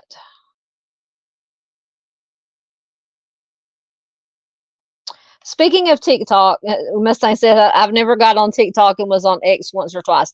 I do now have, and I have not put the. I keep forgetting to add the link. I do have a TikTok account now. It's under Southern Gal True Crime. It has the same this picture, my logo picture on it. I have not uploaded any videos to it. I haven't figured that out yet. I do share. I think I followed all the creators that's on here that I've come across that are also on TikTok. So I always share. Absolutely, will always share missing persons and true crime stuff, cold cases. Other than that, I'll share music stuff, funny animal stuff, just but you can check it out. I'll try to get the link to it and put it in my where it'll show up on my about section here on YouTube. But yeah, or you can search it, like I said, Southern Gal True Crime, and it's got the same logo avatar that I use on here. So I finally let my brother, not Echoes, but our baby brother Daniel, finally let him talk me into getting a TikTok account. Anyway, so feel free to try to find it if you're so inclined. Let's see. You are very welcome, Miss Nicole. Are you talking about on TikTok? I think I'm following Doodle. I hope I'm following the real Doodle because I think there's like 3 or 4 accounts that came up Doodlebug on TikTok. I don't know if that's what you're talking about or not, but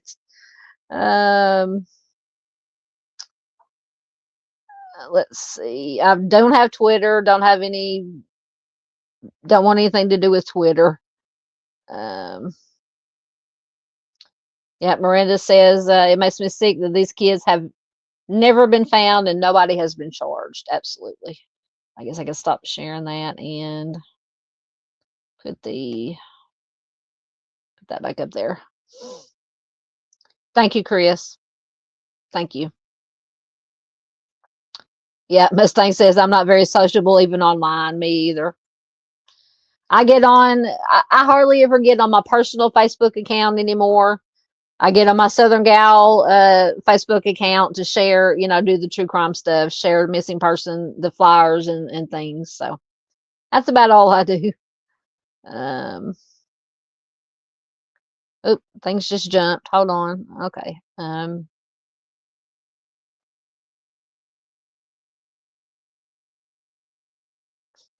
Same here.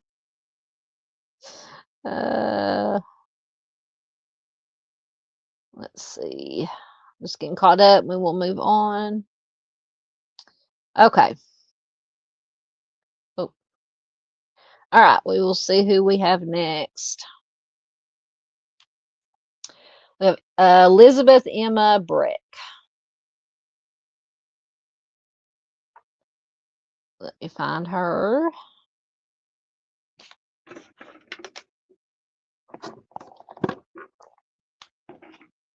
All right. Elizabeth has been missing since January 13th, 2019 from Saddlebrook, Arizona.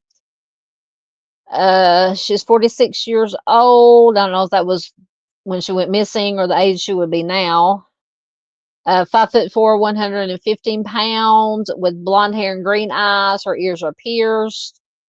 She was last seen wearing a gray top and a gray skirt, and it says she suffers from PTSD. So, on the advice of her psychiatrist, Elizabeth checked herself into the Sierra Tucson Behavioral Health Center in Saddlebrook on January 10th, 2019. She planned to complete a 30-day program for treatment of trauma. She had developed post-traumatic stress disorder after being SA'd. I always forget to put my, hold on. I always forget to put my creeper up. There we go. Trigger warning for anybody. Sorry. Right, let me get back to the right place. On January 13th, after she was evaluated, the staff determined that she was not a threat to herself or others and admitted her to the general living quarters, which are not locked down. She was last seen at around 3 p.m.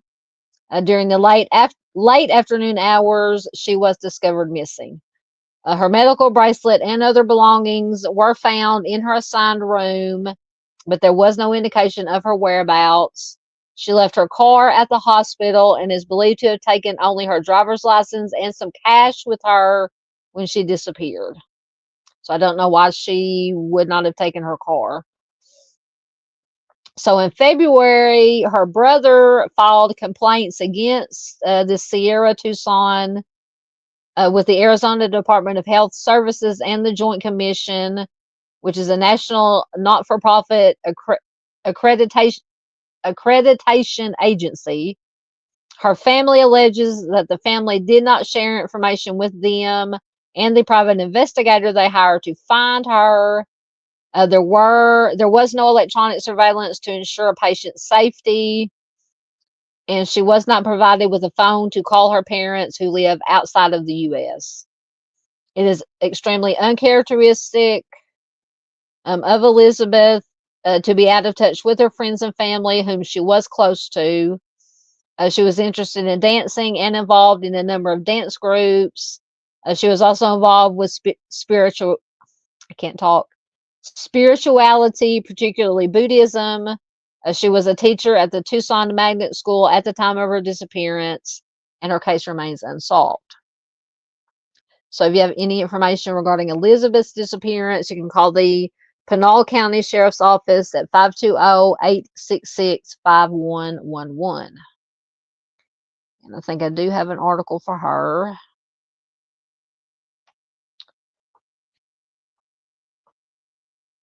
If it won't take forever to load. Oh, there it is. So this article is from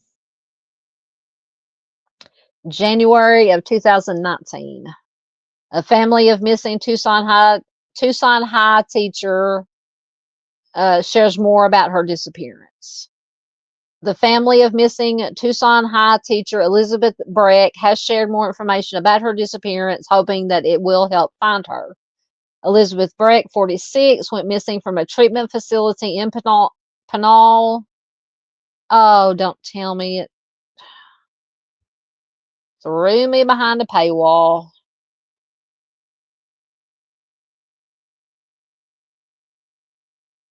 Dadgummit, I hate it when it does that.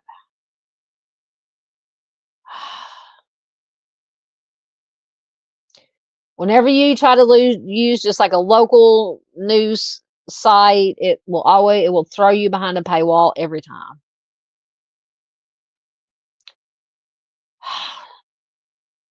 One minute, let me see if I can find any other articles. I think that is the only one that I was able to find. That just pisses me off to no end.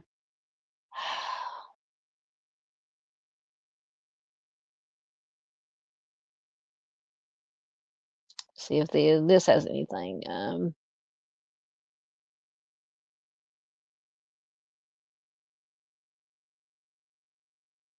Maybe it'll let me read this one. We'll try. This article's from January 2021. Tucson woman still missing 2 years later.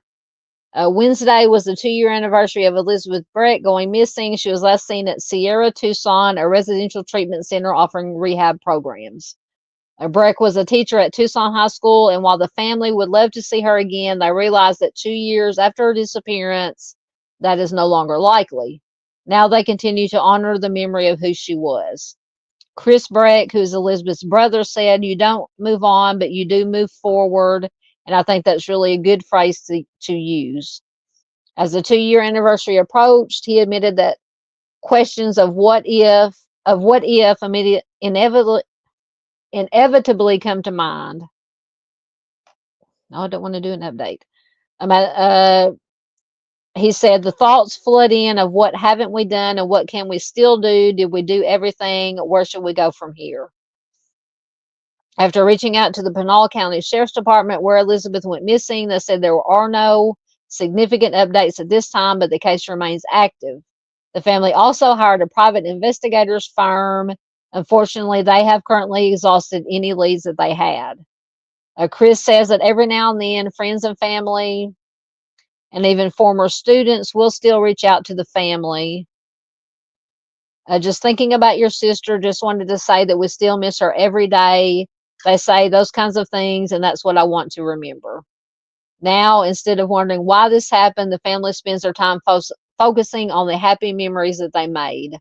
If you have any information regarding Elizabeth Breck's disappearance, you are asked to call the Pinal County Sheriff's Office at 520-866-5111. So let me make it through that one. See if there might be another. No.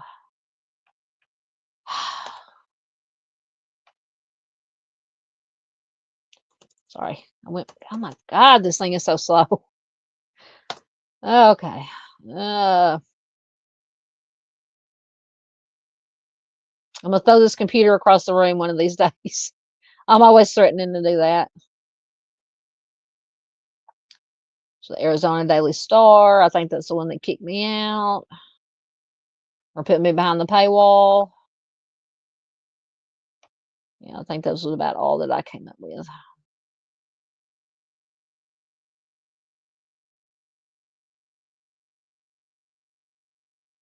I think that was a basic, was that she disappeared and then the family filed the suit against the rehab center. Okay, let me get back into your comments for a second.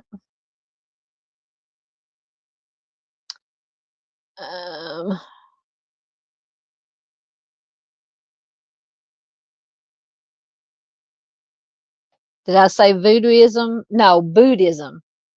Buddhism, not voodooism. Sorry, it may have sounded, with my accent, it may have sounded like a voodooism. No, she was into they said she was into spirituality, mainly Buddhism.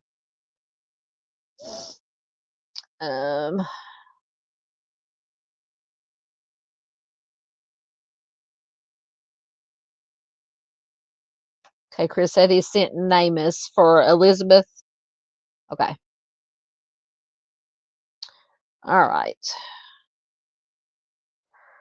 All right, so that was Elizabeth. Next, we have Warren Alexander Brindle. I can't believe Biscuit's still over there asleep on the bed. He hasn't moved. I figured he'd get up and try to wreak havoc during the live stream. All right, there's Warren. I think the only thing I could find on Warren was the Charlie Project. So Warren has been missing since December 22nd, 1993 from Quartzsite, Arizona.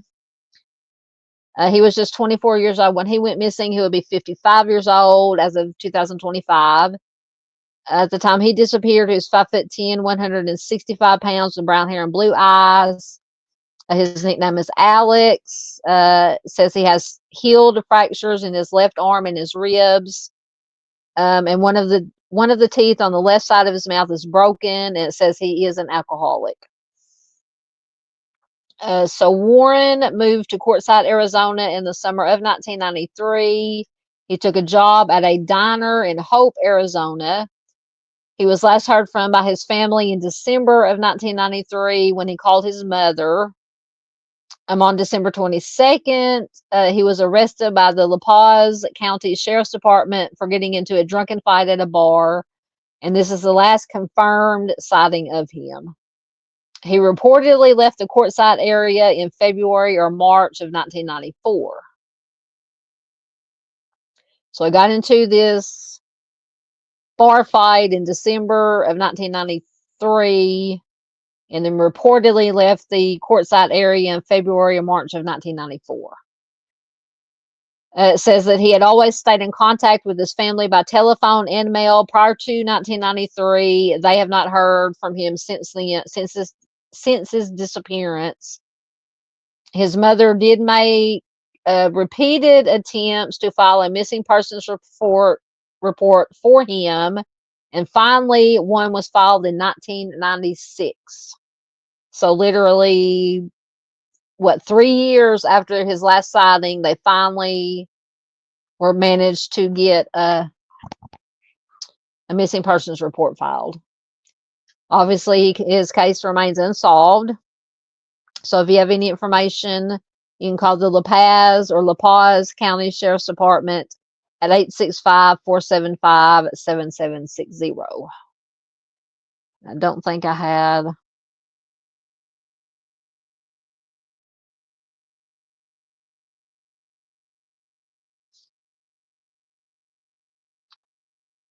Did I get out of?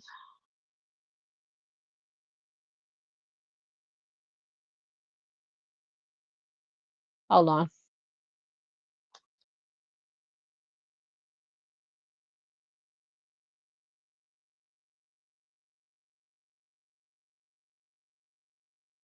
Sorry, I guess I had I had stuff out of order on here. I was like, wait a minute. I was looking through my bookmarks. I'm like, wait a minute. We've already done that one. Okay.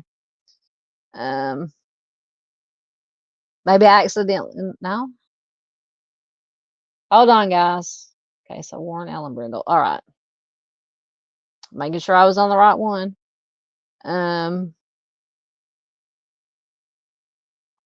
So we did Elizabeth.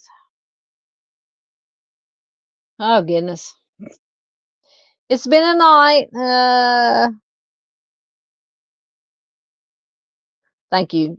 Chris said he sent me a donut work on Warren Brindle. Thank you. Let me see if I can.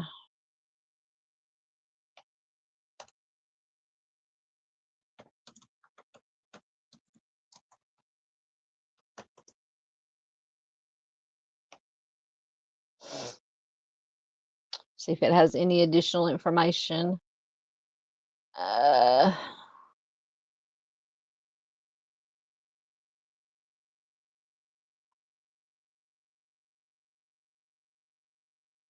Yeah, it just has basically the same information that Charlie Project. He had the bar fight. Said he had alcohol problems, which put a strain on his relationships.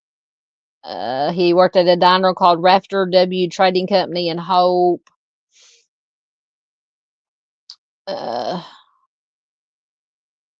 His mother left several messages for him during the subsequent months after his last sighting, and eventually was told he left about the same time that she had left the first message in February and March of 1994.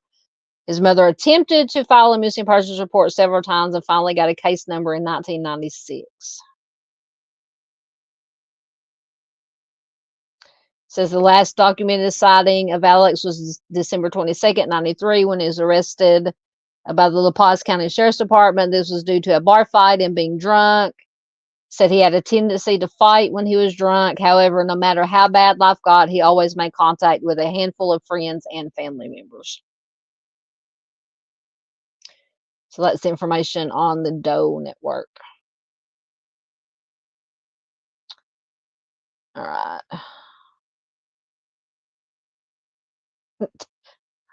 Miss Nan's gonna get blocked. Miss Nan's talking about nudism. Trying to type Buddhism. I gotcha. I know what you meant. All right. Hold on a sec. Got to wipe my face. I'm sweating up a storm. My glasses are sliding down my face. All right. All right, so next we have, this may be the oldest one that we have tonight, Mary Margaret Begay. Let me get her information. All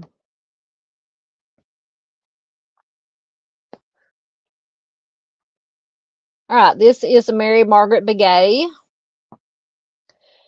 She's been missing since August 1st, 1957 from Grand Canyon National Park, Arizona.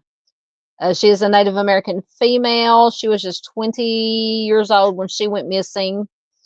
She was 5'2" to 5'5" tall, 100 to 120 pounds, with black hair and brown eyes. She is a member of the Navajo Nation. She was last seen wearing a white sweater and pedal pusher pants, or a yellow blouse, a gray skirt, and black suede shoes. So Mary Margaret was last seen at Grand Canyon National Park sometime in August 1957. She had left her home in Lepp, Leupp. I don't know if I'm pronouncing that right once again. In Lepp, Arizona, to go work at the park. On the day of her disappearance, she and 3 friends left their employee housing and went to the no longer existent Grand Canyon Inn to have some drinks. She was last seen getting into a vehicle with 2 unidentified Hopi Indian men. After that, she has never been seen or heard from again. When she did not return to work, the park authorities fired her and boxed up her belongings. Her family realized that she was missing when they came to visit, and she was gone. So I don't know how long after she was last seen that was. They reported her disappearance to the Navajo Nation authorities, but the Coconino County Sheriff's Office didn't learn about it for another year.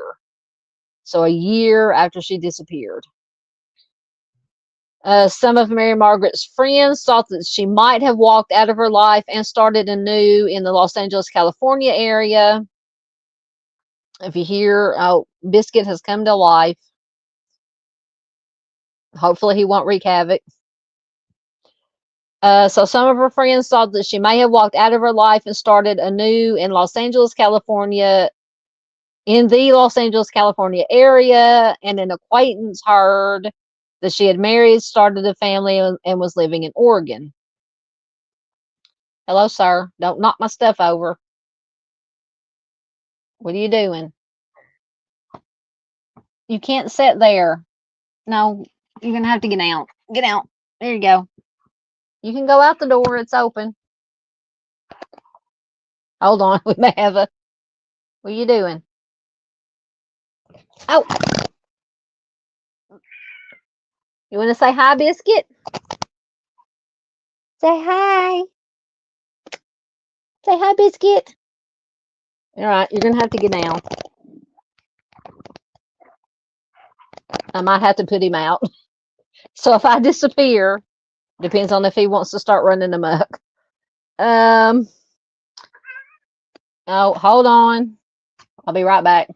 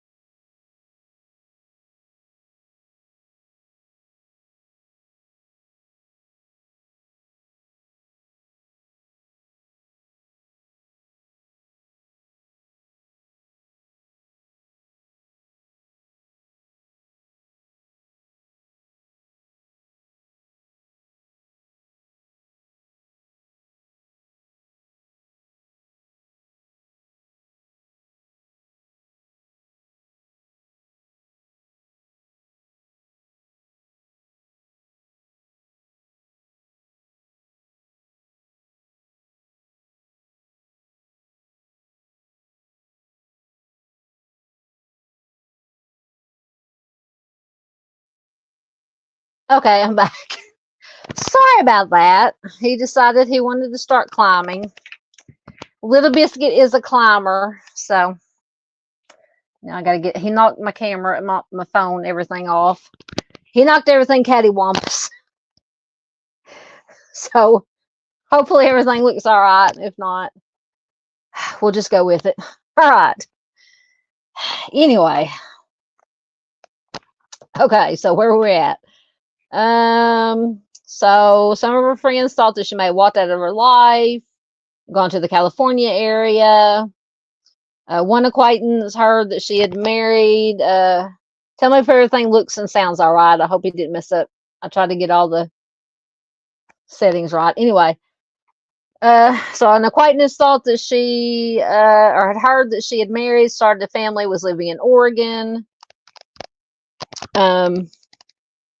The police thought that a voluntary disappearance was unlikely, though. She was in regular touch with her family while she was working at the park, and she had no reason to run away. The circumstances of her disappearance are unclear, and there have been no sign of her since 1957. So, if Miss Lisa Jo's here, or who is it that calls them ancient cases that we look at, this is an ancient one, an old one. But if you have any information, you can call the Coconino County Sheriff's Office at 928-226-5033. I do believe I might have had some little something about her.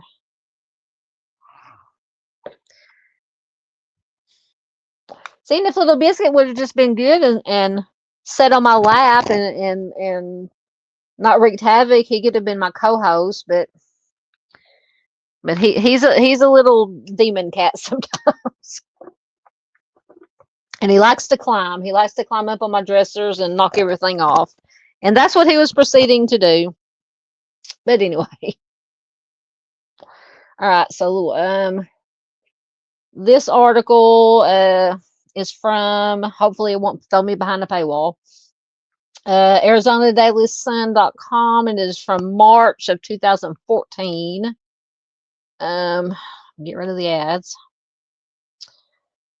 Mary Margaret Begay was 20 years old when she left home in Lep, I hope I'm pronouncing that right, to go to work at Grand Canyon National Park. The year was 1957, and she worked at Bright Angel Lodge. One day in August, she and three friends walked from their employee housing dorm to the Grand Canyon Inn to do some drinking. According to one of the friends, Begay got into a vehicle with two unknown Hopi men.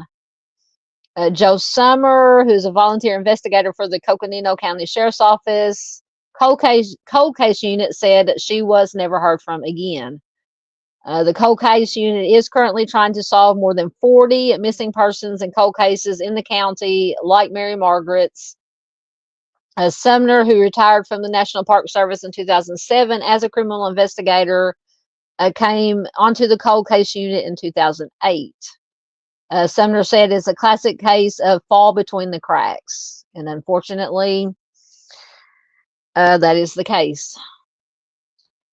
The company that Begay Mary Margaret worked for at the Canyon fired her when she did not show back up for work. They boxed up all her belongings.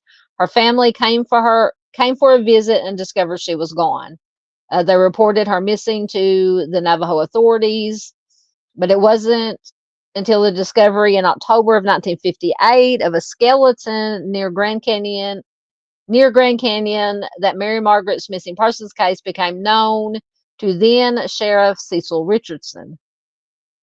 It was believed at the time that the bones may have belonged to Mary Margaret because clothing found near the bones were consistent with the clothing, white sweater and pedal pusher pants that she was last seen wearing, said Lieutenant Tim Cornelius of the Sheriff's Office. But the bones, it turned out, belonged to a much younger female who was not of Native American descent, and that case, unfortunately, is cold, and that one is known as Little Miss X. So I might have to look into that one too. By 1959, Richardson was looking elsewhere for Mary Margaret. He had authorities in Los Angeles interview one of the women that had been friends with her at the Grand Canyon job. The woman told authorities that she believed Mary Margaret had fled her life and was living in Los Angeles too, and did not want her family to know her whereabouts. Another acquaintance heard that Mary Margaret had married, had a child, and was living in Oregon. Neither of those angles panned out, Sumner said. And as to the idea that she left her family and moved to Los Angeles or Oregon to start a new life, Sumner said that he was doubtful. Mary Margaret had been in constant touch with her family, and she was not estranged from them. Sumner said there is no evidence that she's still alive. Meanwhile, more than 50 years later, many of Mary Margaret's family members have gone to their graves not knowing what happened to her. If Mary Margaret were still alive, she would be 74 years old. She'd be older than that now. The Grand Canyon Inn no longer exists. It was torn down in the 1960s. Sumner said that DNA samples have been taken from Mary Margaret's surviving sister.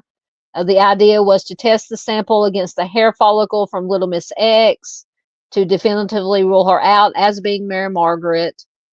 The hair follicles did not provide a DNA profile when tested, so no comparison could be made. The bones of Little Miss X, after being exhumed in 1962, were reburied, but there is no record of where other than at Citizen Cemetery. So we now have not only Mary Margaret missing, but we have Little Miss X, who has not been identified. So we need to work on that. We're going to research that.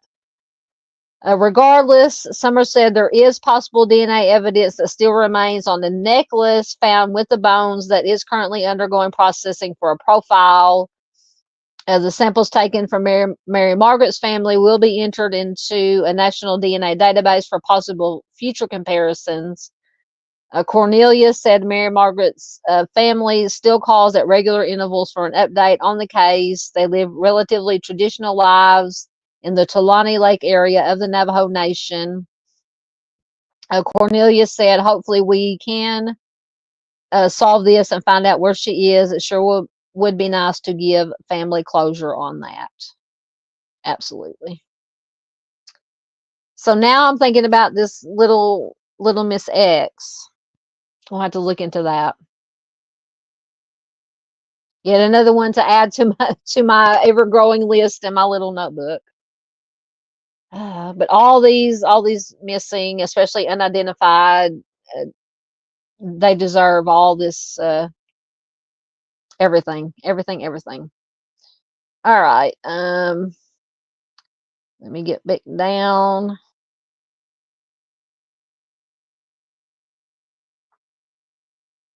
To your comments. Oh man, now I want chocolate. Miranda says she's hungry and have no chocolate or ice cream.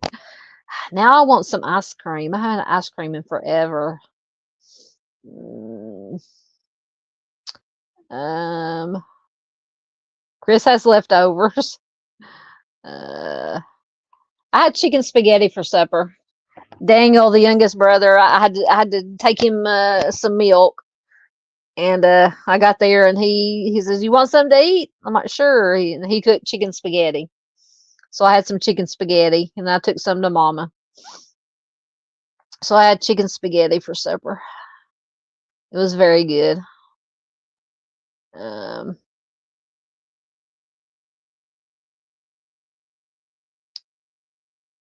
Miranda says she loves cats. Yeah, we've got little Biscuit and Sir Tigger.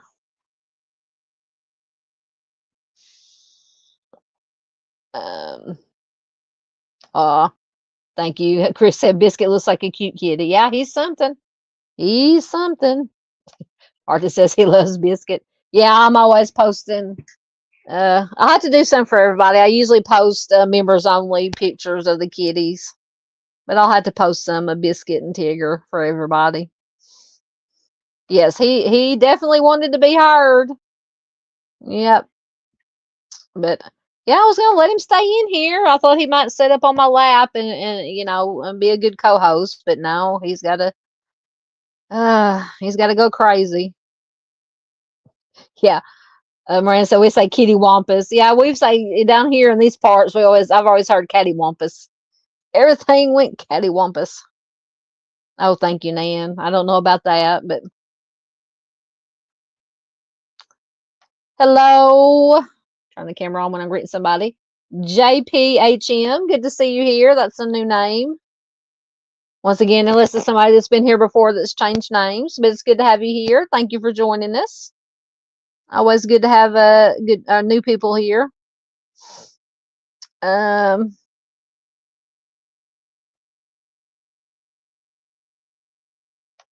I don't. Yeah, Nan says the chances of her being with us when she was 20 in 1957 are not the best. Yeah, but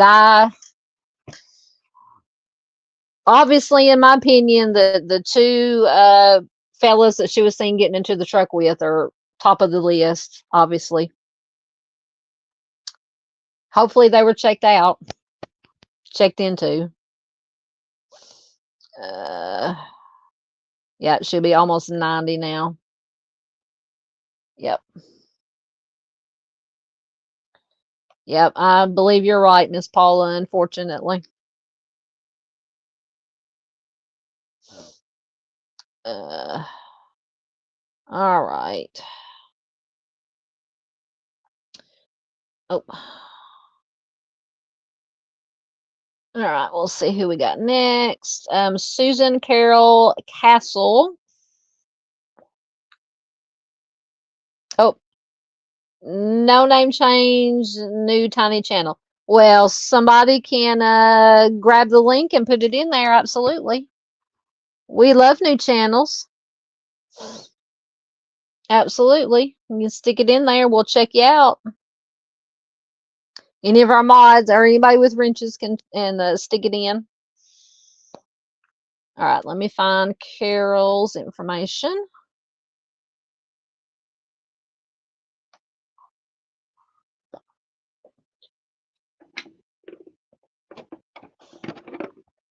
All right.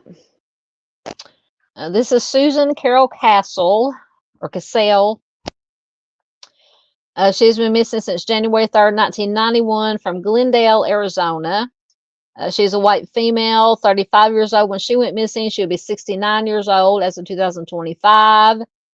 At the time she went missing, she was 5'7", 140 pounds with brown hair and green eyes. She has a birthmark on the back of her neck. She wears contact lenses or eyeglasses. She occasionally uses her maiden name Smith or her maternal grandmother's name, which is Stinnett or Stinnett, Stinett. She was last seen wearing a nurse's pin, a jade brooch, sapphire and diamond earrings.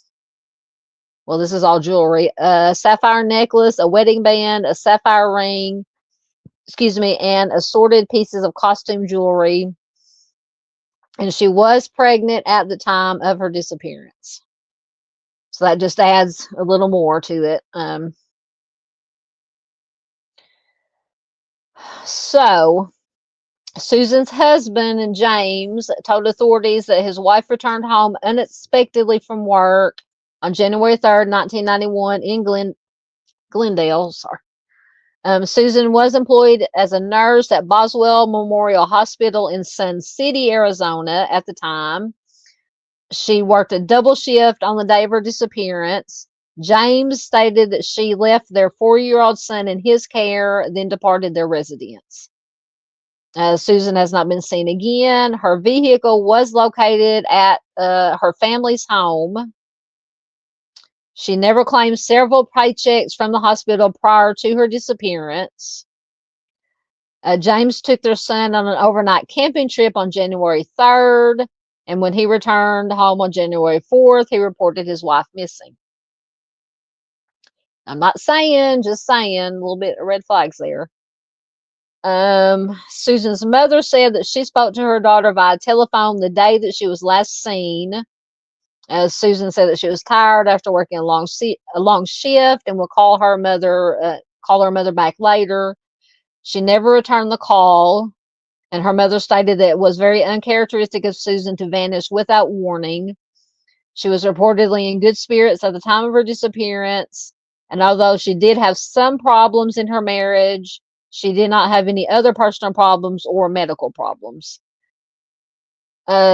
Susan's mother described her as a social person with strong religious values. She was born in Michigan, and her family moved to Arizona when she was a teenager. She joined the United States Army prior to her marriage to James. The couple lived in Nevada for a time before returning to Arizona. James received a divorce from Susan in February of 1992, over a year after she was last seen, and then he reportedly moved to Pennsylvania with her son afterwards. Susan's case remains unsolved. Investigators do suspect that foul play was involved in her disappearance, but no one has been charged in connection to the case or with her case. So obviously the husband, just by being the closest, they always start the closest people and then move out, would be number one. If you have any information, you can call the Glendale Police Department at 623-930-3314. And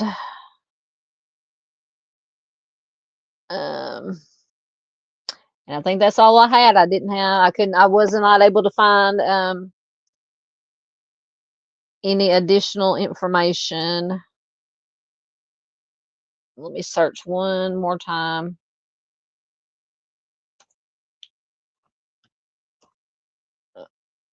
On Susan.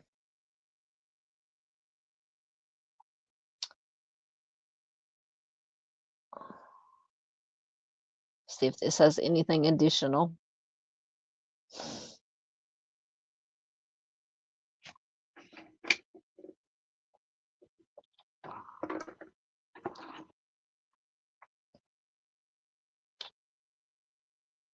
Nope, that doesn't.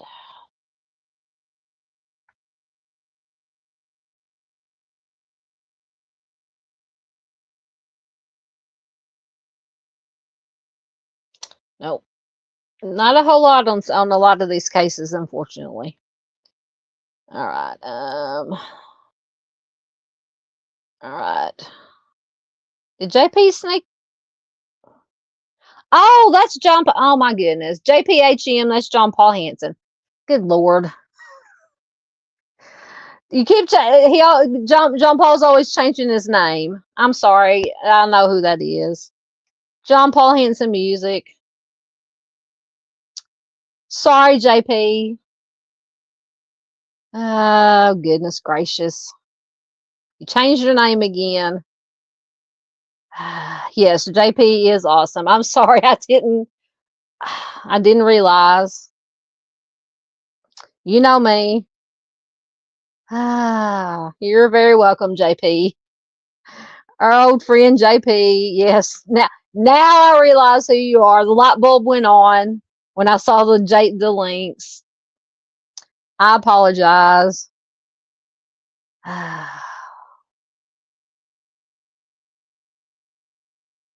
You talking about Susan? Susan said, or Arctic says she looks like my Aunt Carolyn. Yeah, we have our family has an Aunt Carolyn. Yeah, JP usually hangs out in Dave's and Miss Diana's chats too. That's a good question. Miranda said, I wonder what her son thinks happened to her. That is a good question. Let me go back to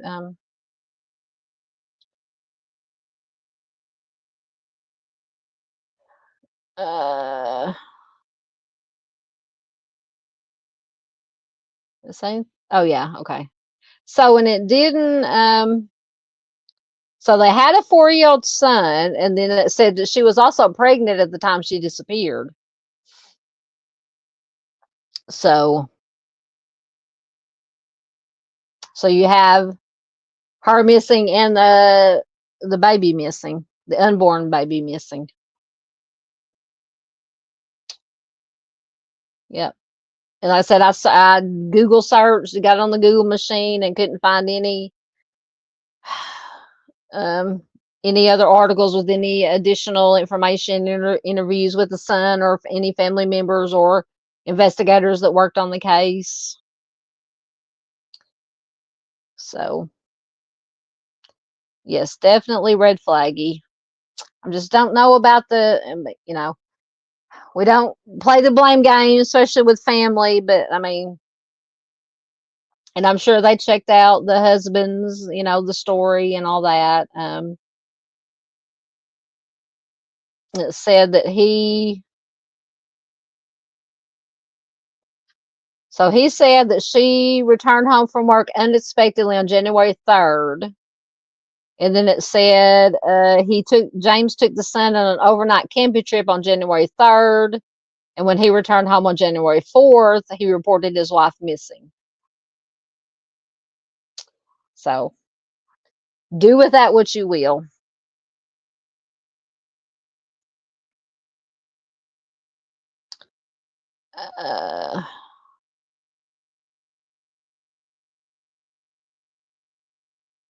Could have swore I heard thunder, but I know it's not supposed to thunder here tonight. Oh yeah, I remember you saying that. JP said he had to close down one channel because of the distribution legal stuff.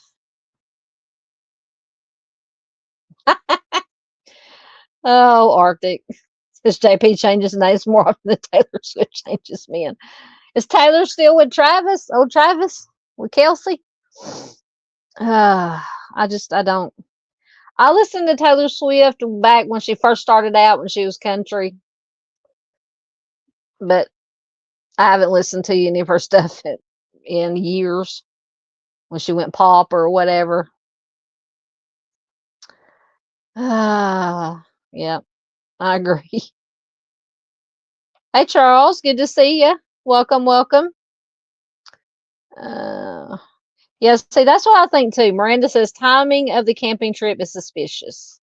That's like I said, we don't, we make it a habit here of not family blaming, family bashing, but sometimes you just gotta ask questions. Asking questions is not blaming, but yeah, I mean,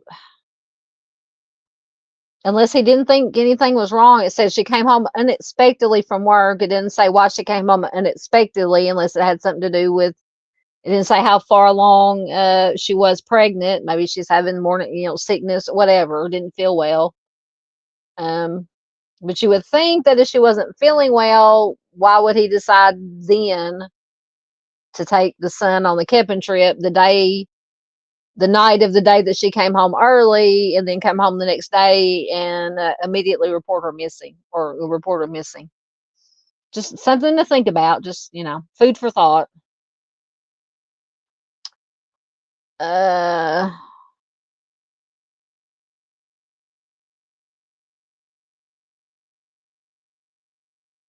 Yes, I saw you tag me in that. I'm gonna have to. I haven't. I saw it when I was at work. And I'm gonna have to listen to it. Absolutely. Good to see you too, Charles. Another good question. Marina says, how did she come home unexpectedly when she worked a double shift? True. Let me go back. Okay. So it says, now this is just, they're going off. So apparently, if I'm reading this correctly, the husband was,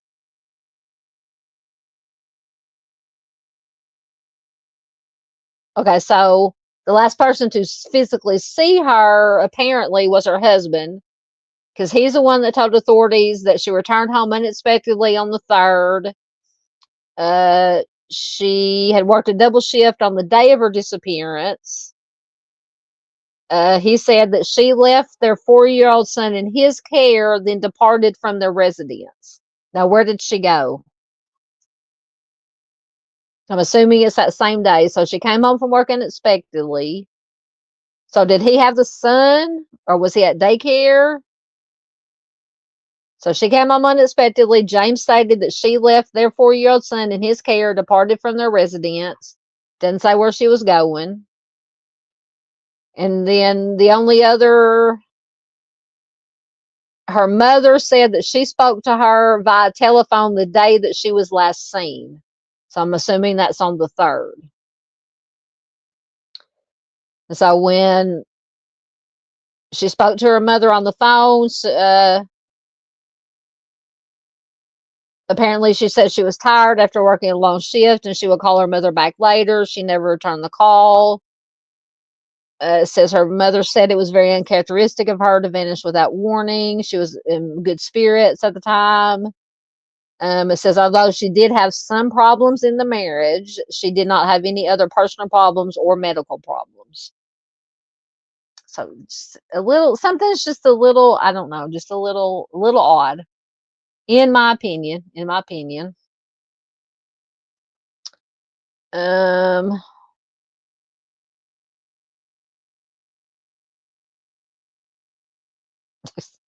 Now due to Bug seeing Ray Charles.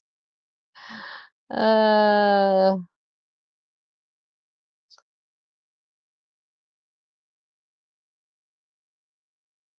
oh, okay.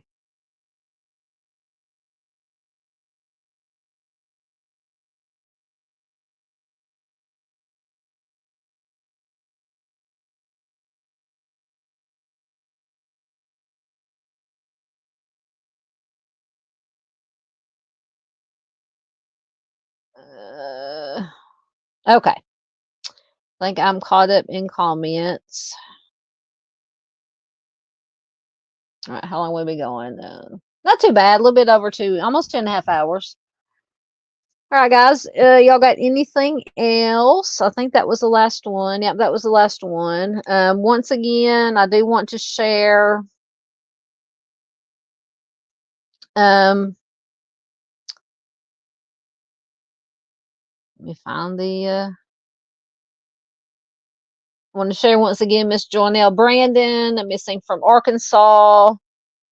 Since May 13th, 2025. She's a 43-year-old black female, missing from Pine Bluff, Arkansas. She was last seen on University Avenue in Pine Bluff wearing black leggings, a black and gold blouse, carrying a rainbow purse. She's 5'2", approximately 220 pounds, with brown eyes and brown hair. Most distinctive features: she has a nose ring, which you can see on the poster. And she does have visible scarring from burns down the right side of her neck and her right arm. She is clinically diagnosed with a mental health condition. She does not have a required medication. So if you have any information, contact local authorities, the Pine Bluff Police Department. And let me take the banner down for a minute so you can see the number. At 870-541-5300.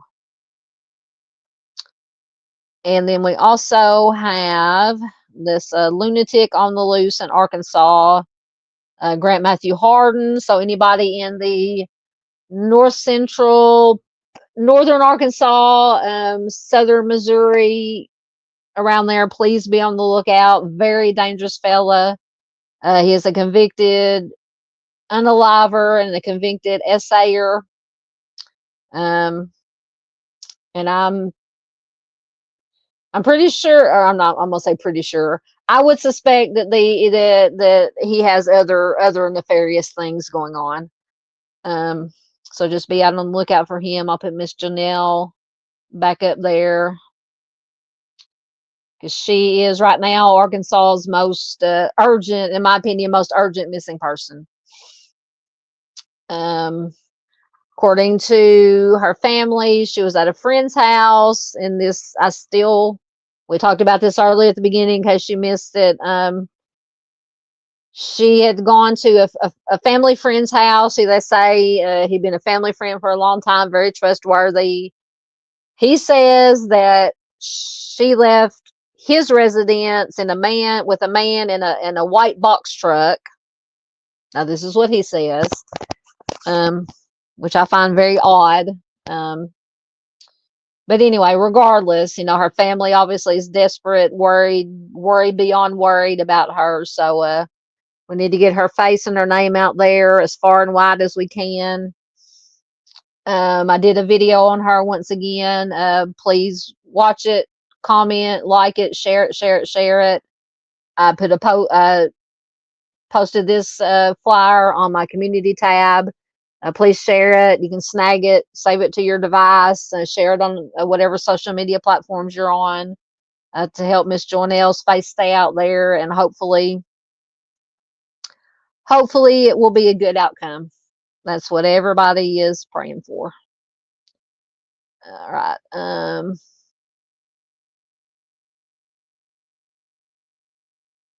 Yep, Arctic talking about hold on, let me go back to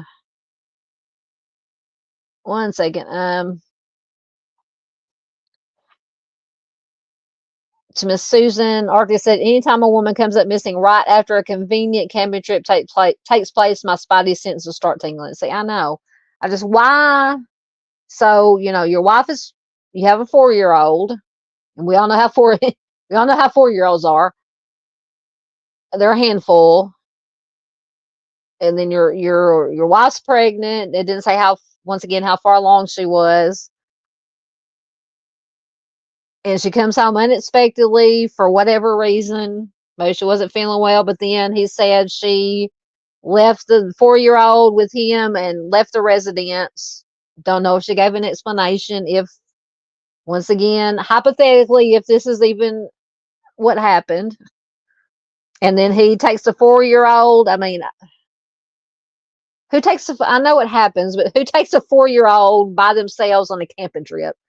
So he goes on the camping trip on the 3rd, same day, the night of the day she disappears, comes home the next day, reports are missing. Just a little red flaggy, in my opinion.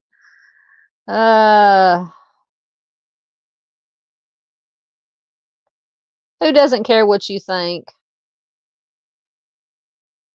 Oh, y'all still talking about Taylor Swift? Oh, good Lord. Yeah, she did. She did have. I agree, JP. She did have some good country songs. That's when I listened to her. Thank you, Miranda, once again for some purple hearts. All right, guys. I think if nobody has anything else, we are going to wrap this up. Let me get my multitasking.